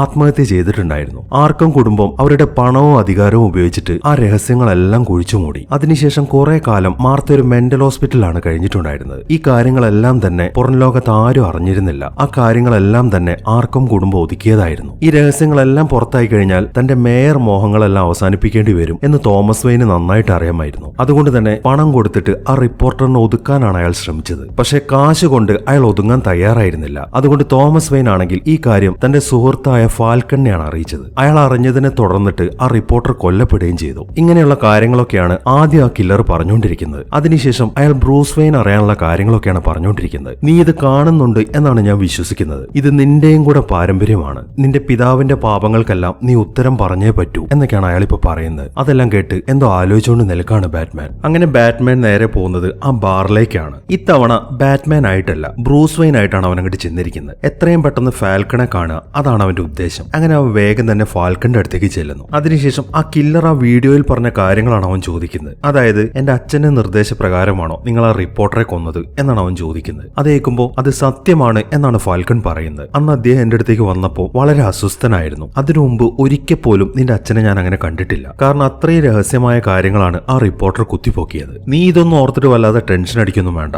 ഇതൊക്കെ 20 വർഷങ്ങൾക്ക് മുമ്പേ നടന്ന കാര്യങ്ങളല്ലേ. മാത്രമല്ല ആ റിപ്പോർട്ടർ ചാവേണ്ടവനാണ്. അയാൾ ആ സാൽവറ്റോർ മറോണിയുടെ ആളായിരുന്നു. ഞാനും നിന്റെ അച്ഛനും തമ്മിൽ കൂട്ടായിരിക്കുന്നത് ആ മറോണിക്ക് തീരെ ഇഷ്ടമല്ലായിരുന്നു. മാത്രമല്ല ആ റിപ്പോർട്ടറുടെ മരണം കൂടെ ആയപ്പോ എന്ത് വന്നാലും നിന്റെ അച്ഛൻ മേയർ ആവാൻ പാടില്ല എന്നായിരുന്നു അയാളുടെ മനസ്സിൽ. അതുകൊണ്ട് തന്നെ എനിക്ക് തോന്നുന്നത് നിന്റെ അച്ഛനെ കൊല്ലിച്ചത് ആ സാൽവറ്റോർ മറോണി ആണെന്നാണ്. പക്ഷെ അതിന്റെ തെളിവുകളൊന്നും ഇതുവരെ കിട്ടിയിട്ടില്ല. എന്നാലും സംഭവങ്ങളുടെ കിടപ്പോശൊക്കെ വെച്ച് നോക്കുമ്പോൾ അയാൾ തന്നെയാണ് നിന്റെ അച്ഛനെ കൊല്ലിച്ചത് എന്നാണ് എനിക്ക് തോന്നുന്നത് എന്നിങ്ങനെയുള്ള കാര്യങ്ങളൊക്കെയാണ് ആ ഫാൽക്കൺ പറയുന്നത്. അതെല്ലാം കേട്ട് ഒരു ഞെട്ടലോടെ അയാളെ തന്നെ നോക്കി നിൽക്കുകയാണ് അവൻ. അങ്ങനെ ഫാൽക്കന്റെ അടുത്ത് നിന്ന് ഇറങ്ങുന്ന ബാറ്റ്മാൻ നേരെ ചെല്ലുന്നത് ആൽഫ്രഡിനെ കാണാൻ വേണ്ടിയിട്ടാണ്. അയാൾക്കിപ്പോ വലിയ കുഴപ്പമൊന്നുമില്ല, എങ്കിലും ബെഡിൽ തന്നെയാണ് അയാൾ. അവനിപ്പോ ഫാൽക്കന്റെ അടുത്ത് നിന്ന് അറിഞ്ഞ കാര്യങ്ങളൊക്കെയാണ് ആൽഫ്രഡിന്റെ അടുത്ത് പറയുന്നത്. അതായത് എന്റെ അച്ഛൻ തന്നെയാണല്ലേ ആ റിപ്പോർട്ടറെ കൊല്ലിച്ചത്. മാത്രമല്ല അച്ഛന്റെ മരണത്തിന് കാരണം സാൽവറ്റോർ മറോണി ആണെന്ന് ഞാൻ അറിഞ്ഞു. ഈ കാര്യങ്ങളൊക്കെ നിങ്ങൾക്കും അറിയാവുന്നല്ലേ. എന്തുകൊണ്ട് ഇത്രയും കാലം നിങ്ങൾ ഇത് എന്നോട് പറഞ്ഞില്ല? ഞാൻ ഇത്രയും കാലം വിചാരിച്ചത് എന്റെ അച്ഛനൊരു നല്ലവനായിരുന്നു എന്നാണ്. അദ്ദേഹത്തിന് വേണ്ടിയിട്ടല്ലേ ഞാൻ ഈ വേഷം കെട്ടി നടക്കുന്നത്. എന്റെ അച്ഛനൊരു ദുഷ്ടനാണെന്ന് ഞാൻ അറിഞ്ഞിരുന്നെങ്കിൽ ഒരിക്കലും ഞാൻ ഇതുപോലത്തെ കാര്യങ്ങളൊന്നും ചെയ്യത്തില്ല എന്നിങ്ങനെയാണ് അവൻ പറഞ്ഞുകൊണ്ടിരിക്കുന്നത്. അതെല്ലാം കേൾക്കുമ്പോൾ നീ അറിഞ്ഞു വെച്ചിരിക്കുന്ന കാര്യങ്ങളൊക്കെ തെറ്റാണ്. നിന്റെ അച്ഛനൊരു നല്ല മനുഷ്യനായിരുന്നു. നിന്റെ അമ്മയെ രക്ഷിക്കാൻ വേണ്ടിയിട്ടാണ് അയാൾ എല്ലാം ചെയ്തത്. ആ റിപ്പോർട്ടറെ ഒന്ന് കൈകാര്യം ചെയ്യാൻ അയാൾ ഫാൽക്കന്റെ അടുത്ത് ചെന്നിരുന്നു എന്നുള്ള കാര്യം സത്യമാണ്. പക്ഷെ ഫാൽക്കൺ ആ റിപ്പോർട്ടറെ കൊന്നുകളയും എന്ന കാര്യം നിന്റെ അച്ഛൻ തീരെ പ്രതീക്ഷിച്ചിട്ടേ ഇല്ലായിരുന്നു. ഒരു കണക്കിന് പറയുകയാണെങ്കിൽ നിന്റെ അച്ഛനെ ചൊൽപ്പടിയിൽ നിർത്താൻ വേണ്ടിയിട്ട് തന്നെയാണ് ആ ഫാൽക്കൺ ആ റിപ്പോർട്ടറെ കൊന്നുകളഞ്ഞത്. അത് നിന്റെ അച്ഛൻ മനസ്സിലാക്കിയിരുന്നില്ല എന്നതാണ് സത്യം. പക്ഷെ ആ റിപ്പോർട്ടറെ കൊന്നോന്നറിഞ്ഞ ദിവസം അദ്ദേഹം ശരിക്കും തകർന്നു പോവായിരുന്നു. ഉടനെ തന്നെ ഈ കാര്യം പോലീസിനെ അറിയിക്കാൻ പോവാണ് എന്നും കൂടെ നിന്റെ അച്ഛൻ ആ ഫാൽക്കണോട് പറഞ്ഞിട്ടുണ്ടായിരുന്നു. പക്ഷെ പോലീസിനെ അറിയിക്കുന്നതിന് മുമ്പേ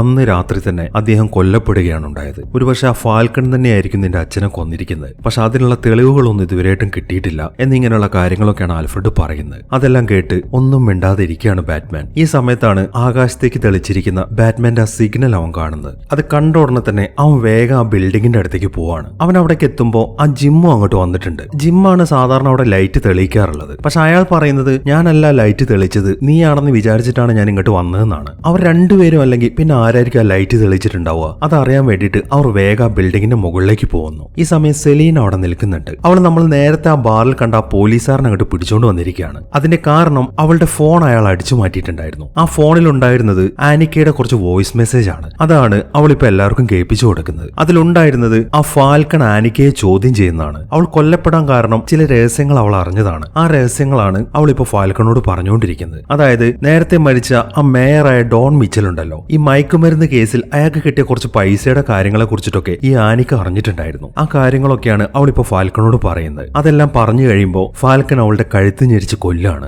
ഈ ഒരു വോയിസ് മെസ്സേജ് ആണ് അവരിപ്പോ കേട്ടോണ്ടിരിക്കുന്നത്. അതെല്ലാം കേട്ടതിന് ശേഷം ജിമ്മും ബാറ്റ്മാനും കൂടെ അവിടെ പിടിച്ചു വെച്ചിരിക്കുന്ന പോലീസുകാരനാണ് ചോദ്യം ചെയ്യുന്നത്. ഈ ഫാൽക്കൺ എന്തൊക്കെയാണ് ഇവിടെ കാണിച്ചു കൂട്ടുന്നത് എന്നിങ്ങനെയുള്ള കാര്യങ്ങളൊക്കെയാണ് അവർ ചോദിക്കുന്നത്. അതെല്ലാം കേൾക്കുമ്പോൾ 20 വർഷങ്ങൾക്ക് മുമ്പുള്ള ഒരു കാര്യമാണ് പോലീസുകാരൻ പറയുന്നത്. അതായത് മേയർ സ്ഥാനത്തേക്ക് മത്സരിക്കുമ്പോൾ സിറ്റിയുടെ നവീകരണത്തിന് വേണ്ടിയിട്ട് ഒരു വലിയ ഫണ്ട് ബാറ്റ്മാന്റെ അച്ഛനായ തോമസ് വെയിൻ റിലീസ് ചെയ്തിട്ടുണ്ടായിരുന്നു. അദ്ദേഹം കൊല്ലപ്പെട്ടതിന് ശേഷം ആ ഫണ്ട് മൊത്തം അടിച്ചു മാറ്റിയത് ഈ ഫാൽക്കണും മേയറായ ഡോൺ മിച്ചലും പിന്നെ ആ സാൽവറ്റോർ മറോണിയും ചേർന്നിട്ടാണ്. അവർ ആ ഫണ്ട് ഉപയോഗിച്ചിരുന്നത് ഒരുപാട് കള്ളപ്പണം വെളുപ്പിക്കാൻ വേണ്ടിയിട്ടായിരുന്നു. പക്ഷെ എത്ര കിട്ടിയിട്ടും ആ ഫാൽക്കണ് മതിയാവുന്നുണ്ടായിരുന്നില്ല. അതുകൊണ്ട് തന്നെ ആ സാൽവറ്റോർ മറോണിയുടെ ഒരു മയക്കുമരുന്ന് കേസ് അയാൾ ഒറ്റിക്കൊടുത്തു. അതിൽ നിന്നും ഒരുപാട് പൈസയാണ് അയാൾ സമ്പാദിച്ചത്. ആ പൈസ വെച്ചിട്ട് ഗോതം സിറ്റിയുടെ ഉന്നത സ്ഥാനത്തിരിക്കുന്ന പല ആളുകളെ അയാൾ വിലക്ക് മേടിച്ചു. ചുരുക്കി പറഞ്ഞ ഈ കഴിഞ്ഞ 20 വർഷത്തിനുള്ളിൽ ഇവിടെ ആരൊക്കെ മേയറായിട്ട് ഭരിച്ചിട്ടുണ്ടോ അവരൊന്നും യഥാർത്ഥ മേയർ ആയിരുന്നില്ല. അവരുടെ എല്ലാവരുടെയും മറവിൽ ആ ഫാൽക്കണാണ് ഇത്രയും വർഷം ഇവിടെ ഭരിച്ചത് എന്നൊക്കെയാണ് ആ പോലീസുകാരൻ പറയുന്നത്. അയാൾ ഇത്രയും കാര്യം പറഞ്ഞു കഴിയുമ്പോൾ ബാറ്റ്മാനും ജിമ്മിനും ഒരു കാര്യം വ്യക്തമായി. അവർ ഇത്രയും ദിവസം അന്വേഷിച്ച് നടന്ന ആ എലി എന്ന് പറയുന്നത് ആ ഫാൽക്കൺ തന്നെയാണ്. അയാളുടെ ഈ സംസാരമൊക്കെ കേൾക്കുമ്പോൾ സെലീനയാണെങ്കിൽ ശരിക്കും ദേഷ്യത്തിൽ നിൽക്കുകയാണ്. നമുക്ക് ഉടനെ തന്നെ പോയിട്ട് ആ ഫാൽക്കണെ കൊല്ലാം എന്നാണ് അവള് പറയുന്നത്. അത് കേൾക്കുമ്പോൾ അരുത് സെലീന, ഈ കാര്യത്തിൽ നീ ഇടപെടരുത്. ഇടപെടുകയാണെന്നുണ്ടെങ്കിൽ അത് നിന്റെ ജീവനും കൂടെ ആപത്താണ്. ഈ കാര്യം നമുക്ക് വേറെ രീതിയിൽ കൈകാര്യം ചെയ്യാം എന്നാണ് ബാറ്റ്മാൻ പറയുന്നത്. പക്ഷെ അവൾ അതിന് സമ്മതിക്കുന്നില്ല. നിനക്ക് പറ്റത്തില്ലെങ്കിൽ അവന്റെ കാര്യം ഞാൻ തീർത്തോളാന്നും പറഞ്ഞിട്ട് അവൾ പെട്ടെന്ന് ആ പോലീസുകാരനിടിച്ച് താഴേക്ക് ഇടുന്നു. അത് കണ്ട ഉടനെ തന്നെ ബാറ്റ്മാനും ജിമ്മും കൂടെ അയാളെ കയറി പിടിക്കുന്നുണ്ട്. ഈ ഒരു തക്കത്തിന് സെലീന വേഗം അവിടെ നിന്ന് എസ്കേപ്പ് ആവാണ്. അങ്ങനെ ബാറ്റ്മാനും ജിമ്മും കൂടെ ആ പോലീസുകാരനെ പെട്ടെന്ന് തന്നെ വലിച്ചു കയറ്റുന്നു. അതിനിടയിൽ ജിം ഒരു കാര്യം പറയുന്നുണ്ട്. അവളിപ്പോ പോയിരിക്കുന്നത് ആ ഫാൽക്കന്റെ അടുത്തേക്കായിരിക്കും. അവൾ എങ്ങാനും അയാളെ കൊല്ലുകയാണെന്നുണ്ടെങ്കിൽ ആ റിഡ്ലറെ നമുക്ക് പിന്നീട് ഒരിക്കലും കണ്ടെത്താൻ സാധിക്കത്തില്ല. അതുകൊണ്ട് അവളെ തടഞ്ഞേ പറ്റൂ എന്നാണ് അയാൾ പറയുന്നത്. അത് കേൾക്കുമ്പോൾ അതിനു വേണ്ടിയിട്ട് തന്നെയാണ് ഞാനും പോകുന്നത്. പിന്നെ ആ ഫാൽക്കന്റെ കാര്യം, അയാളെ നമ്മൾ ഒന്നും ചെയ്യണ്ട. ആ കില്ലർ പറഞ്ഞ പോലെ തന്നെ അയാളെ നമുക്ക് വെട്ടത്തിലേക്ക് കൊണ്ടുവരാം എന്ന് പറഞ്ഞതിന് ശേഷം ബാറ്റ്മാൻ വേഗം അവിടെ നിന്ന് പോവാണ്. അങ്ങനെ കുറച്ച് സമയങ്ങൾ കഴിഞ്ഞു. സെലീന ഇപ്പൊ ഫാൽക്കണെ കാണാൻ വേണ്ടി അയാളുടെ അടുത്ത് എത്തിയിട്ടുണ്ട്. അയാളെ കൊല്ലാൻ തന്നെയാണ് അവളുടെ ഉദ്ദേശം. പക്ഷെ അയാളൊന്ന് വഴുതിയിലാക്കാൻ വേണ്ടിയിട്ട് അവൾ അവളുടെ സങ്കടങ്ങളൊക്കെ പറഞ്ഞുകൊണ്ടിരിക്കുകയാണ്. അങ്ങനെ കുറെ സമയം സങ്കടങ്ങളൊക്കെ പറഞ്ഞിട്ട് അയാളുടെ മനസ്സൊക്കെ ഒന്ന് തണുപ്പിച്ചതിന് ശേഷം അവൾ നൈസായിട്ട് അവളുടെ തോക്ക് കയ്യിലെടുക്കുന്നു. ഈ സമയത്താണ് ഫാൽക്കന്റെ ഒരാൾ അങ്ങോട്ട് വന്നിട്ട് നിങ്ങൾ അത്യാവശ്യമായിട്ട് പുറത്തേക്കൊന്ന് വരണം എന്ന് പറയുന്നത്. ഫാൽക്കൺ പോയി നോക്കുമ്പോൾ അവിടെ ടിവിയിൽ ഒരു ന്യൂസ് കാണിക്കുന്നുണ്ട്. അത് നേരത്തെ ആനിക്കയുടെ ഒരു സംഭാഷണം കാണിച്ചിട്ടുണ്ടായിരുന്നില്ലേ, അയാൾ അവളെ കൊല്ലുന്നത്, അതാണ് ഇപ്പോൾ ടിവിയിൽ കാണിച്ചുകൊണ്ടിരിക്കുന്നത്. അതൊക്കെ കണ്ട് അയാളാണെങ്കിൽ ആകെ ഞെട്ടി നിൽക്കുകയാണ്. ഈ സമയത്താണ് അയാളെ കൊല്ലാൻ വേണ്ടിയിട്ട് സെലീന തോക്കുകൊണ്ടുന്നത്. പക്ഷെ പെട്ടെന്ന് അവിടുത്തെ കറണ്ട് പോകുന്നു. ആ കറണ്ട് പോയ തക്കത്തിന് ഫാൽക്കൺ ആണെങ്കിൽ വേഗം തന്നെ അവിടെ നിന്ന് ഓടിപ്പോകുന്നു. ആ കറണ്ട് കട്ട് ചെയ്തത് ബാറ്റ്മാൻ ആണ്. അവൻ അങ്ങോട്ട് വന്നിട്ട് അവിടെയുള്ള ആളുകളുമായിട്ട് ഫൈറ്റ് ചെയ്തുകൊണ്ടിരിക്കുകയാണ്. അതിനിടയിൽ സെലീനയാണെങ്കിൽ വീണ്ടും ഫാൽക്കന്റെ അടുത്തേക്ക് ചെന്നിട്ടുണ്ട്. അവർ തമ്മിൽ ഇപ്പോൾ ഫൈറ്റ് ചെയ്തുകൊണ്ടിരിക്കുകയാണ്. കുറച്ച് സമയത്തെ ഫൈറ്റിന് ശേഷം അയാൾ അവളെ കൊല്ലാൻ വേണ്ടി അവളുടെ കഴുത്ത് പിടിച്ച് ഞെരിക്കാൻ തുടങ്ങി. പെട്ടെന്നാണ് ബാറ്റ്മാൻ അങ്ങോട്ട് വരുന്നത്. വന്ന ഉടനെ തന്നെ അവൻ അയാളെ ഇടിച്ചിടുന്നു. അതിനുശേഷം വേഗം തന്നെ സെലീനയെ പിടിച്ച് മാറ്റുന്നു. അങ്ങനെ ഫാൽക്കണെ അറസ്റ്റ് ചെയ്തിട്ട് ബാറ്റ്മാൻ അയാളെയും കൊണ്ട് പുറത്തേക്ക് ഇറങ്ങാണ്. അയാളെ കൊണ്ടുപോകാൻ വേണ്ടിയിട്ട് കുറെ പോലീസുകാരൊക്കെ അങ്ങോട്ട് വന്നിട്ടുണ്ട്. പക്ഷെ അതൊക്കെ കണ്ടിട്ടും ഫാൽക്കൺ ഒരു കൂസലുമില്ല. നിങ്ങൾ എന്നെ എവിടെ പൂട്ടിയിട്ടാലും ഞാൻ പുറത്തേക്ക് ഇറങ്ങും എന്നൊരു രീതിയിലാണ് അയാൾ നിൽക്കുന്നത്. ഈ സമയത്താണ് ആ പെൻഗിൻ അങ്ങോട്ട് വരുന്നത്. ഫാൽക്കൺ ആയിരുന്നു ആ ഒറ്റുകാരൻ എന്ന കാര്യം അയാൾ ഇപ്പോഴാണ് അറിയുന്നത്. അതുകൊണ്ട് തന്നെ അയാളെ കൊല്ലാൻ വേണ്ടിയിട്ട് അവനൊരു തോക്ക് കയ്യിലെടുക്കുന്നു. പെട്ടെന്നാണ് ഒരു വെടി പൊട്ടുന്നത്. ആ പോലീസുകാരെല്ലാം അവിടെ നിന്ന് ചെതറി ഓടിക്കൊണ്ടിരിക്കുകയാണ്. ആ വെടി കൊണ്ടിട്ട് ഫാൽക്കൺ ആണെങ്കിൽ മരിക്കുകയും ചെയ്തിട്ടുണ്ട്. ശരിക്കും പറഞ്ഞാൽ പെൻഗിനല്ല വെടിവെച്ചിരിക്കുന്നത്. അതുകൊണ്ട് തന്നെ സംശയത്തോടെ എന്തോ ആലോചിച്ചുകൊണ്ടിരിക്കുമ്പോഴാണ് അയാൾ കിടക്കുന്നതിന്റെ മുകളിലായിട്ട് ഒരു ലൈറ്റ് തെളിഞ്ഞിരിക്കുന്ന ബാറ്റ്മാൻ ശ്രദ്ധിക്കുന്നത്. ഈ സമയം ബാറ്റ്മാൻ ആ കില്ലർ പറഞ്ഞ കാര്യമാണ് ഓർക്കുന്നത്. അതായത് എലിയെ നിങ്ങൾ വെട്ടത്തേക്ക് കൊണ്ടുവരിക, അവിടെ ഞാൻ കാത്തു നിൽക്കുന്നുണ്ടാവും എന്നായിരുന്നു ആ കില്ലർ പറഞ്ഞിട്ടുണ്ടായിരുന്നത്. ഈ സമയം കുറച്ച് അപ്പുറത്തുള്ള ഒരു ബിൽഡിംഗിലേക്ക് നോക്കുമ്പോൾ അവിടെ ആ കില്ലർ നിൽക്കുന്ന അവന് കാണാൻ സാധിക്കുന്നുണ്ട്. പെട്ടെന്ന് ആ കില്ലർ അവിടെ നിന്ന് ഓടിപ്പോവുകയും ചെയ്യുന്നു. അത് കാണുന്ന ബാറ്റ്മാനും പോലീസുകാരും കൂടെ വേഗം തന്നെ ആ ബിൽഡിംഗിന്റെ അടുത്തേക്ക് പോവാണ്. പക്ഷെ അവിടെ ചെന്ന് പരിശോധിക്കുമ്പോൾ ആ റിഡ്ലറിന്റെ ഒരു പൊടി പോലെ അവർക്ക് അവിടെ കാണാൻ സാധിക്കുന്നില്ല. പക്ഷെ അവർക്ക് ഒരു കാര്യം മനസ്സിലായി, ഇത്രയും കാലമായിട്ടും ആ റിഡ്ലർ ജീവിച്ചിരുന്നത് ആ റൂമിനകത്താണ്. അങ്ങനെ അവിടെയൊക്കെ പരിശോധിച്ചുകൊണ്ട് നിൽക്കുമ്പോഴാണ് ജിമ്മിന്റെ വയർലെസ്സിൽ ഒരു മെസ്സേജ് വരുന്നത്. ഫയർ എസ്കേപ്പ് വഴി ഒരുത്തൻ താഴോട്ട് ചാടി രക്ഷപ്പെട്ടിട്ടുണ്ട് എന്ന കാര്യം ഒരു സ്ത്രീ കണ്ടിട്ടുണ്ട്. ഈ കാര്യമാണ് അയാൾക്ക് മെസ്സേജ് വരുന്നത്. അത് കണ്ട ഉടനെ തന്നെ ആ സ്ത്രീയുടെ അടുത്ത് പോയി കാര്യങ്ങൾ തിരക്കിയിട്ട് ആ വ്യക്തി ആരാണ് എന്ന കാര്യം അവർക്ക് മനസ്സിലായി. പോലീസുകാരെല്ലാം കൂടെ അയാളെ പിടിക്കാൻ വേണ്ടി ഒരു റെസ്റ്റോറന്റിലേക്ക് ചെന്നിരിക്കുകയാണ്. അതെ, ഇവനാണ് ഇത്രയും കാലം പോലീസുകാരെ കുഴക്കിയ ആ റിഡ്ലർ എന്ന് പറയുന്ന കൊലപാതകി. അവനെ കണ്ട ഉടനെ തന്നെ പോലീസുകാരെല്ലാവരും കൂടെ ചേർന്നിട്ട് അവനെ വിലങ്ങു വെക്കുകയാണ്. ഈ സമയം ബാറ്റ്മാൻ ആണെങ്കിൽ അവനെ തന്നെ നോക്കി അവിടെ നിൽക്കുന്നുണ്ട്. അയാളാണെങ്കിൽ ഒരു വല്ലാത്ത ചിരിയും ചിരിച്ചുകൊണ്ട് ബാറ്റ്മാനെ തന്നെ നോക്കി അവിടെ കിടക്കുകയാണ്. അങ്ങനെ അവനെ സ്റ്റേഷനിലേക്ക് കൊണ്ടുപോയതിനു ശേഷം പോലീസുകാരും ബാറ്റ്മാനും കൂടെ ചേർന്നിട്ട് അവന്റെ സ്ഥലം മൊത്തം പരിശോധിച്ചുകൊണ്ടിരിക്കുകയാണ്. അവിടെ നിന്ന് അവർ കണ്ടെത്തിയ തെളിവുകളിൽ നിന്നും അവർക്ക് ഒരു കാര്യം മനസ്സിലായി. ഈ നവീകരണത്തിന്റെ പേരിൽ ജനങ്ങളെ പറ്റിക്കുന്ന ആളുകളെയാണ് അവൻ ഇരയാക്കി വെച്ചിരിക്കുന്നത്. അവരെ എല്ലാവരെയും കൊല്ലുക എന്നതായിരുന്നു അവന്റെ ജീവിതാഭിലാഷം. ഈ കാര്യങ്ങളൊക്കെയാണ് അവർക്ക് അവിടെ നിന്ന് മനസ്സിലാക്കാൻ സാധിച്ചത്. അങ്ങനെ ആ സെർച്ചിനിടയിൽ ബാറ്റ്മാന് മറ്റൊരു കാർഡും കൂടെ അവിടെ നിന്ന് കിട്ടുന്നുണ്ട്. അതിൽ എഴുതിയിരിക്കുന്നത് മൈ കൺഫെഷൻ എന്നാണ്, അതായത് എന്റെ കുറ്റസമ്മതം. അത് കാണുമ്പോൾ അവർക്കൊന്നും മനസ്സിലാവുന്നില്ല. കാരണം എല്ലാവരെയും കൊന്നത് അവനാണെന്നുള്ള കാര്യം അവൻ നേരത്തെ സമ്മതിച്ചതാണ്. പിന്നെ എന്തിനാണ് ഇങ്ങനെ ഒരു കാർഡ് അവിടെ അവശേഷിപ്പിച്ചത് എന്നാണ് അവർക്ക് മനസ്സിലാവാത്തത്. അതിനിടയിൽ മറ്റൊരാൾ സംസാരിക്കാൻ തുടങ്ങി. ആ കില്ലർ ഇപ്പോ അവനെ പോലെ തന്നെ ഒരു 500 ഫോളോവേഴ്സിനെ ഉണ്ടാക്കി വെച്ചിട്ടുണ്ട്. അവർക്ക് എല്ലാവർക്കും കാണാൻ വേണ്ടിയിട്ട് അയാൾ ഒരു വീഡിയോയും പോസ്റ്റ് ചെയ്തിട്ടുണ്ട്. പക്ഷെ ആ വീഡിയോ ഓപ്പൺ ചെയ്യാൻ സാധിക്കുന്നില്ല. അതൊരു പാസ്വേഡ് പ്രൊട്ടക്റ്റഡ് ആണ്. അതുകൊണ്ട് തന്നെ അവരെല്ലാവരും എന്ത് ചെയ്യണമെന്ന് അറിയാതെ നിൽക്കുകയാണ്. ഈ സമയം അവിടെ കുറെ ന്യൂസ് പേപ്പർ കട്ടിങ്സ് ഒക്കെ ഒട്ടിച്ചു വെച്ചിട്ടുണ്ട്. ബാറ്റ്മാൻ അതൊക്കെ പരിശോധിച്ചുകൊണ്ട് നിൽക്കുകയാണ്. അതിൽ നിന്നെല്ലാം അവൻ ഒരു കാര്യം മനസ്സിലായി. ആ കില്ലറുടെ അവസാനത്തെ ഇര എന്ന് പറയുന്നത് ബാറ്റ്മാൻ ആണ്. അവൻ അതിനെക്കുറിച്ചൊക്കെ ആലോചിച്ചുകൊണ്ട് നിൽക്കുമ്പോഴാണ് ജിമ്മിനൊരു കോള് വരുന്നത്. കില്ലറിന് ബാറ്റ്മാനോട് എന്തോ സംസാരിക്കാനുണ്ട് എന്നാണ് ആ കോളിൽ പറയുന്നത്. അത് കേട്ട ഉടനെ തന്നെ ബാറ്റ്മാൻ വേഗം കില്ലറിനെ കാണാൻ പോവാണ്. അങ്ങനെ ബാറ്റ്മാൻ കില്ലറിന്റെ അടുത്തെത്തി. അവൻ ഒരു കാര്യം മാത്രമേ ബാറ്റ്മാനോട് പറയുന്നുള്ളൂ, അതായത് കളവ് പറയുന്ന എല്ലാവരെയും ഞാൻ വെളിച്ചത്തേക്ക് കൊണ്ടുവന്നു. നീയും അതിനെന്നെ സഹായിച്ചിട്ടുണ്ട്. നീ കാരണമാണ് ആ ഫാൽക്കൺ എനിക്ക് പിടിക്കാൻ പറ്റിയത്. ഇനി എനിക്ക് തീർക്കേണ്ട ഒരാൾ കൂടെ ബാക്കിയുണ്ട്, അതാ ബ്രൂസ് വെയിൻ ആണ്. അവനെയും കൂടെ തീർക്കാൻ വേണ്ടി നീ എന്നെ സഹായിക്കണം എന്നൊക്കെയാണ് ആ കില്ലർ പറയുന്നത്. അതെല്ലാം കേൾക്കുമ്പോൾ ഞാൻ നിന്നെ സഹായിച്ചെന്നോ? നീ എന്തൊക്കെയാണ് ഈ പറയുന്നത്?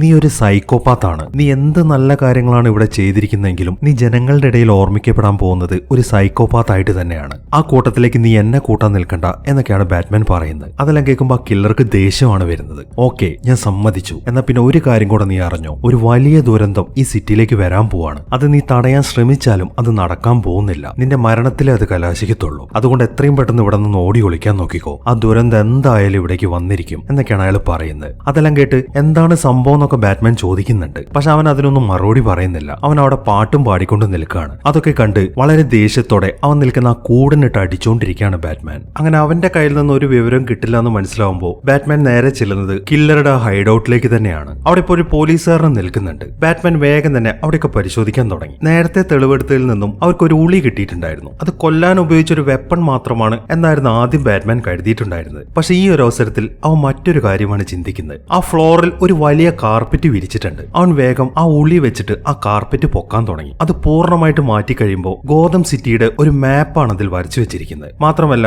എ റിയൽ ചേഞ്ച് എന്നും അതിൽ എഴുതി വെച്ചിട്ടുണ്ട്. ആ എഴുതി വെച്ചത് കാണുമ്പോഴാണ് ബാറ്റ്മാൻ നേരത്തെ കണ്ട ആ വീഡിയോയുടെ കാര്യം ഓർക്കുന്നത്. അത് ഓപ്പൺ ചെയ്യാൻ ഒരു പാസ്വേഡ് വേണമായിരുന്നല്ലോ. അവൻ വേഗം തന്നെ എ റിയൽ ചേഞ്ച് എന്നത് ആ പാസ്വേഡിന്റെ സ്ഥാനത്ത് അടിച്ചു കൊടുക്കുന്നു. അതോടൊപ്പം തന്നെ ആ വീഡിയോ ഓപ്പൺ ആവുകയും ചെയ്യുന്നു. ആ വീഡിയോയിൽ റിഡ്ലർ ഇപ്പോൾ അയാളുടെ ഫോളോവേഴ്സിനോടാണ് സംസാരിക്കുന്നത്. ഈ ഗോതം സിറ്റി എന്ന് പറയുന്നത് കളവുകളിൽ തീർത്തെടുത്തൊരു നഗരമാണ്. അതുകൊണ്ട് തന്നെ കളവ് പറയുന്ന ആൾക്കാരെ മാത്രം നശിപ്പിച്ചാൽ പോരാ, ഈ സിറ്റിയും പൂർണ്ണമായിട്ട് നശിപ്പിക്കണം. അതിനുവേണ്ടി സിറ്റിയിലെ കടൽ തീരത്തിന്റെ സൈഡിലായിട്ട് 7 വാനുകളിൽ ബോംബ് സെറ്റ് ചെയ്ത് വെച്ചിട്ടുണ്ട്. ഇന്ന് രാത്രിയാണ് മേയറുടെ വിജയാഘോഷം നടക്കുന്നത്. അവിടെ ആ ബോംബൊക്കെ പൊട്ടുകയാണെന്നുണ്ടെങ്കിൽ ഉറപ്പായിട്ടും സിറ്റിയിലേക്ക് വെള്ളം അരച്ചു കയറും. അങ്ങനെ വരുമ്പോൾ ആളുകളെല്ലാവരും തന്നെ രക്ഷപ്പെടാൻ വേണ്ടിയിട്ട് ആ സിറ്റി ഹാളിന്റെ അകത്തേക്കാണ് പോവുക. അങ്ങനെ എല്ലാവരും ആ ഹാളിന്റെ അകത്തേക്ക് കയറി കഴിഞ്ഞാൽ നിങ്ങൾ എല്ലാവരും തന്നെ തോക്കുമായിട്ട് അതിന്റെ അകത്തേക്ക് ചെന്നിട്ട് ഒരു കൂട്ടക്കുരുതി തന്നെ നടത്തണം എന്നിങ്ങനെയുള്ള കാര്യങ്ങളൊക്കെയാണ് ആ റിഡ്ലർ അയാളുടെ ഫോളോവേഴ്സിനോട് പറയുന്നത്. അതെല്ലാം കേട്ട് ആകെ ഞെട്ടി നിൽക്കാണ് ബാറ്റ്മാൻ. അങ്ങനെ പെട്ടെന്ന് തന്നെ ആ ബോംബുകളെല്ലാം പൊട്ടാൻ തുടങ്ങി. അതോടൊപ്പം തന്നെ കടൽ വെള്ളം മൊത്തം സിറ്റിയിലേക്ക് എരച്ചു കയറിക്കൊണ്ടിരിക്കുകയാണ്.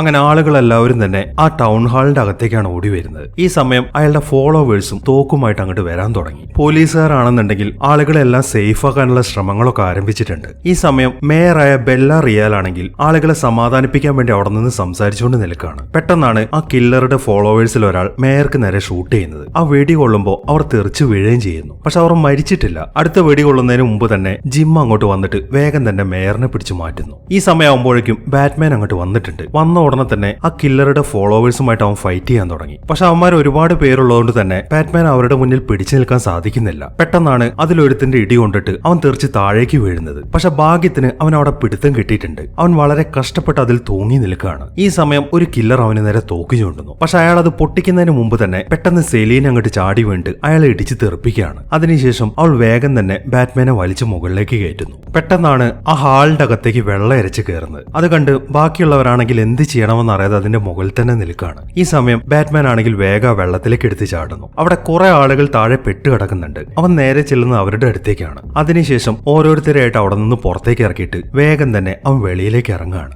അങ്ങനെ പിറ്റേ ദിവസം രാവിലെയായി. പ്രശ്നങ്ങളൊക്കെ ഏകദേശം കെട്ടടങ്ങിയിട്ടുണ്ട്. ആ കില്ലറുടെ മുഴുവൻ ഫോളോവേഴ്സിനെ പോലീസുകാരൊക്കെ പിടിച്ചു. അവിടെ കുടുങ്ങിക്കിടക്കുന്ന ആളുകളെയൊക്കെ എല്ലാവരും ചേർന്ന് പുറത്തേക്ക് ഇറക്കിക്കൊണ്ടിരിക്കുകയാണ്. സിറ്റിയുടെ കാര്യമാണെങ്കിൽ ഇപ്പോഴും അവിടെ മൊത്തം വെള്ളം കയറി കിടക്കുകയാണ്. എങ്കിലും എല്ലാവരും കൂടെ ഒന്ന് ശ്രമിച്ചു കഴിഞ്ഞാൽ ആ സിറ്റിയുടെ അവസ്ഥ പഴയതുപോലെ തന്നെ ആക്കാൻ സാധിക്കും. മേയർ ഇപ്പോ അതിനെക്കുറിച്ചൊക്കെയാണ് അവിടെ സംസാരിച്ചുകൊണ്ട് നിൽക്കുന്നത്. ഇതേ സമയം ജയിലിലിരിക്കുന്ന കില്ലർ ആണെങ്കിൽ ബാറ്റ്മാൻ എല്ലാവരെയും രക്ഷിച്ചു എന്ന് അറിഞ്ഞിട്ട് ആകെ നിരാശയിൽ നിൽക്കുകയാണ്. അവൻ വല്ലാതെ കരഞ്ഞുകൊണ്ട് നിൽക്കുമ്പോഴാണ് അവന്റെ തൊട്ടപ്പുറത്തെ സെല്ലിൽ നിന്നും ഒരാൾ അവനോട് സംസാരിക്കുന്നത്. നീ എന്തിനാണ് ഇങ്ങനെ വിഷമിക്കുന്നത്? നീ ചെയ്ത കാര്യങ്ങളെല്ലാം ശരിയാണ്. ഇനിയും നിനക്ക് ഒരുപാട് കാര്യങ്ങൾ ചെയ്യാൻ പറ്റും. അതുകൊണ്ട് പെട്ടെന്ന് തന്നെ ഒരു തിരിച്ചുവരവിന് വേണ്ടി നീ ഒരുങ്ങിക്കോ എന്നൊക്കെ പറഞ്ഞിട്ട് ആ വ്യക്തി റിഡ്ലറിനെ സമാധാനിപ്പിച്ചുകൊണ്ടിരിക്കുകയാണ്. അതൊക്കെ കേട്ട് ഉറക്കെ പൊട്ടിച്ചിരിച്ചുകൊണ്ട് നിൽക്കുകയാണ് റിഡ്ലർ. അങ്ങനെ കുറച്ച് സമയത്തിന് ശേഷം ബാറ്റ്മാൻ ഇപ്പൊ സെലീനയുടെ അടുത്ത് നിൽക്കുകയാണ്. അവൾ പറയുന്നത് എന്താണെന്ന് വെച്ച് കഴിഞ്ഞാൽ ഈ സിറ്റി ഇപ്പൊ പഴയതുപോലെ തന്നെ ആയെങ്കിലും ഇനിയും ഇവിടെ മാഫിയാസ് വളർന്നുകൊണ്ടേയിരിക്കും. ഒരുപാട് പ്രശ്നങ്ങൾ ഇനിയും നടക്കാൻ പോവാണ്. അതുകൊണ്ട് നമുക്ക് ഇവിടെ നിന്ന് എങ്ങോട്ടെങ്കിലും പോവാം എന്നാണ് അവള് പറയുന്നത്. അതെല്ലാം കേൾക്കുമ്പോൾ നീ പറഞ്ഞതൊക്കെ ശരിയാണ്. ഇവിടെ ഇനിയും പ്രശ്നങ്ങൾ ഉണ്ടായിക്കൊണ്ടേയിരിക്കും. അതുകൊണ്ട് തന്നെ എനിക്ക് ഇവിടെ നിന്നേ പറ്റൂ എന്നാണ് ബാറ്റ്മാൻ പറയുന്നത്. അവൻ അത്രയൊക്കെ ഉറച്ചു പറയുമ്പോൾ അവർക്ക് പിന്നീട് മറുപടി ഒന്നും പറയാനില്ല. അങ്ങനെ അവർ രണ്ടുപേരും കൂടെ വേഗം അവരുടെ ബൈക്കിൽ അവിടെ നിന്ന് പുറപ്പെടുകയാണ്. കുറെ യാത്ര ചെയ്ത് ഒരു സ്ഥലത്തെത്തുമ്പോൾ രണ്ടുപേരും രണ്ട് വഴിക്കാണ് പിരിയുന്നത്. തന്റെ കാര്യങ്ങൾ മാത്രം നോക്കാൻ വേണ്ടിയിട്ട് സെലീൻ ഒരു വഴിക്കും സിറ്റിയെ സംരക്ഷിക്കാൻ വേണ്ടിയിട്ട് ബാറ്റ്മാൻ മറ്റൊരു വഴിക്കും. അവരുടെ ഈ യാത്രയും കാണിച്ചുകൊണ്ടാണ് ഈ സിനിമ അവസാനിക്കുന്നത്. അപ്പൊ എങ്ങനെയുണ്ടായിരുന്നു സിനിമ? കിടിലം പടമായിരുന്നില്ലേ? എന്നെ സംബന്ധിച്ചിട്ട് ബാറ്റ്മാൻ എന്ന് പറയുന്ന സങ്കല്പം തന്നെ മാറ്റിമറിച്ചൊരു സിനിമയായിരുന്നത്. അത്രയ്ക്ക് അടിപൊളി സിനിമ. നിങ്ങൾക്ക് എന്താണ് തോന്നിയത്? എന്താണെങ്കിലും നിങ്ങളുടെ അഭിപ്രായങ്ങൾ കമന്റ് ചെയ്യാൻ മറക്കരുത്. ഒരു 250 കമന്റാണ് ഈ വീഡിയോയ്ക്ക് ഞാൻ പ്രതീക്ഷിക്കുന്നത്. അപ്പോൾ പുതിയൊരു കിടിലൻ സിനിമയുമായിട്ട് നമുക്ക് അടുത്ത വീഡിയോയിൽ കാണാം.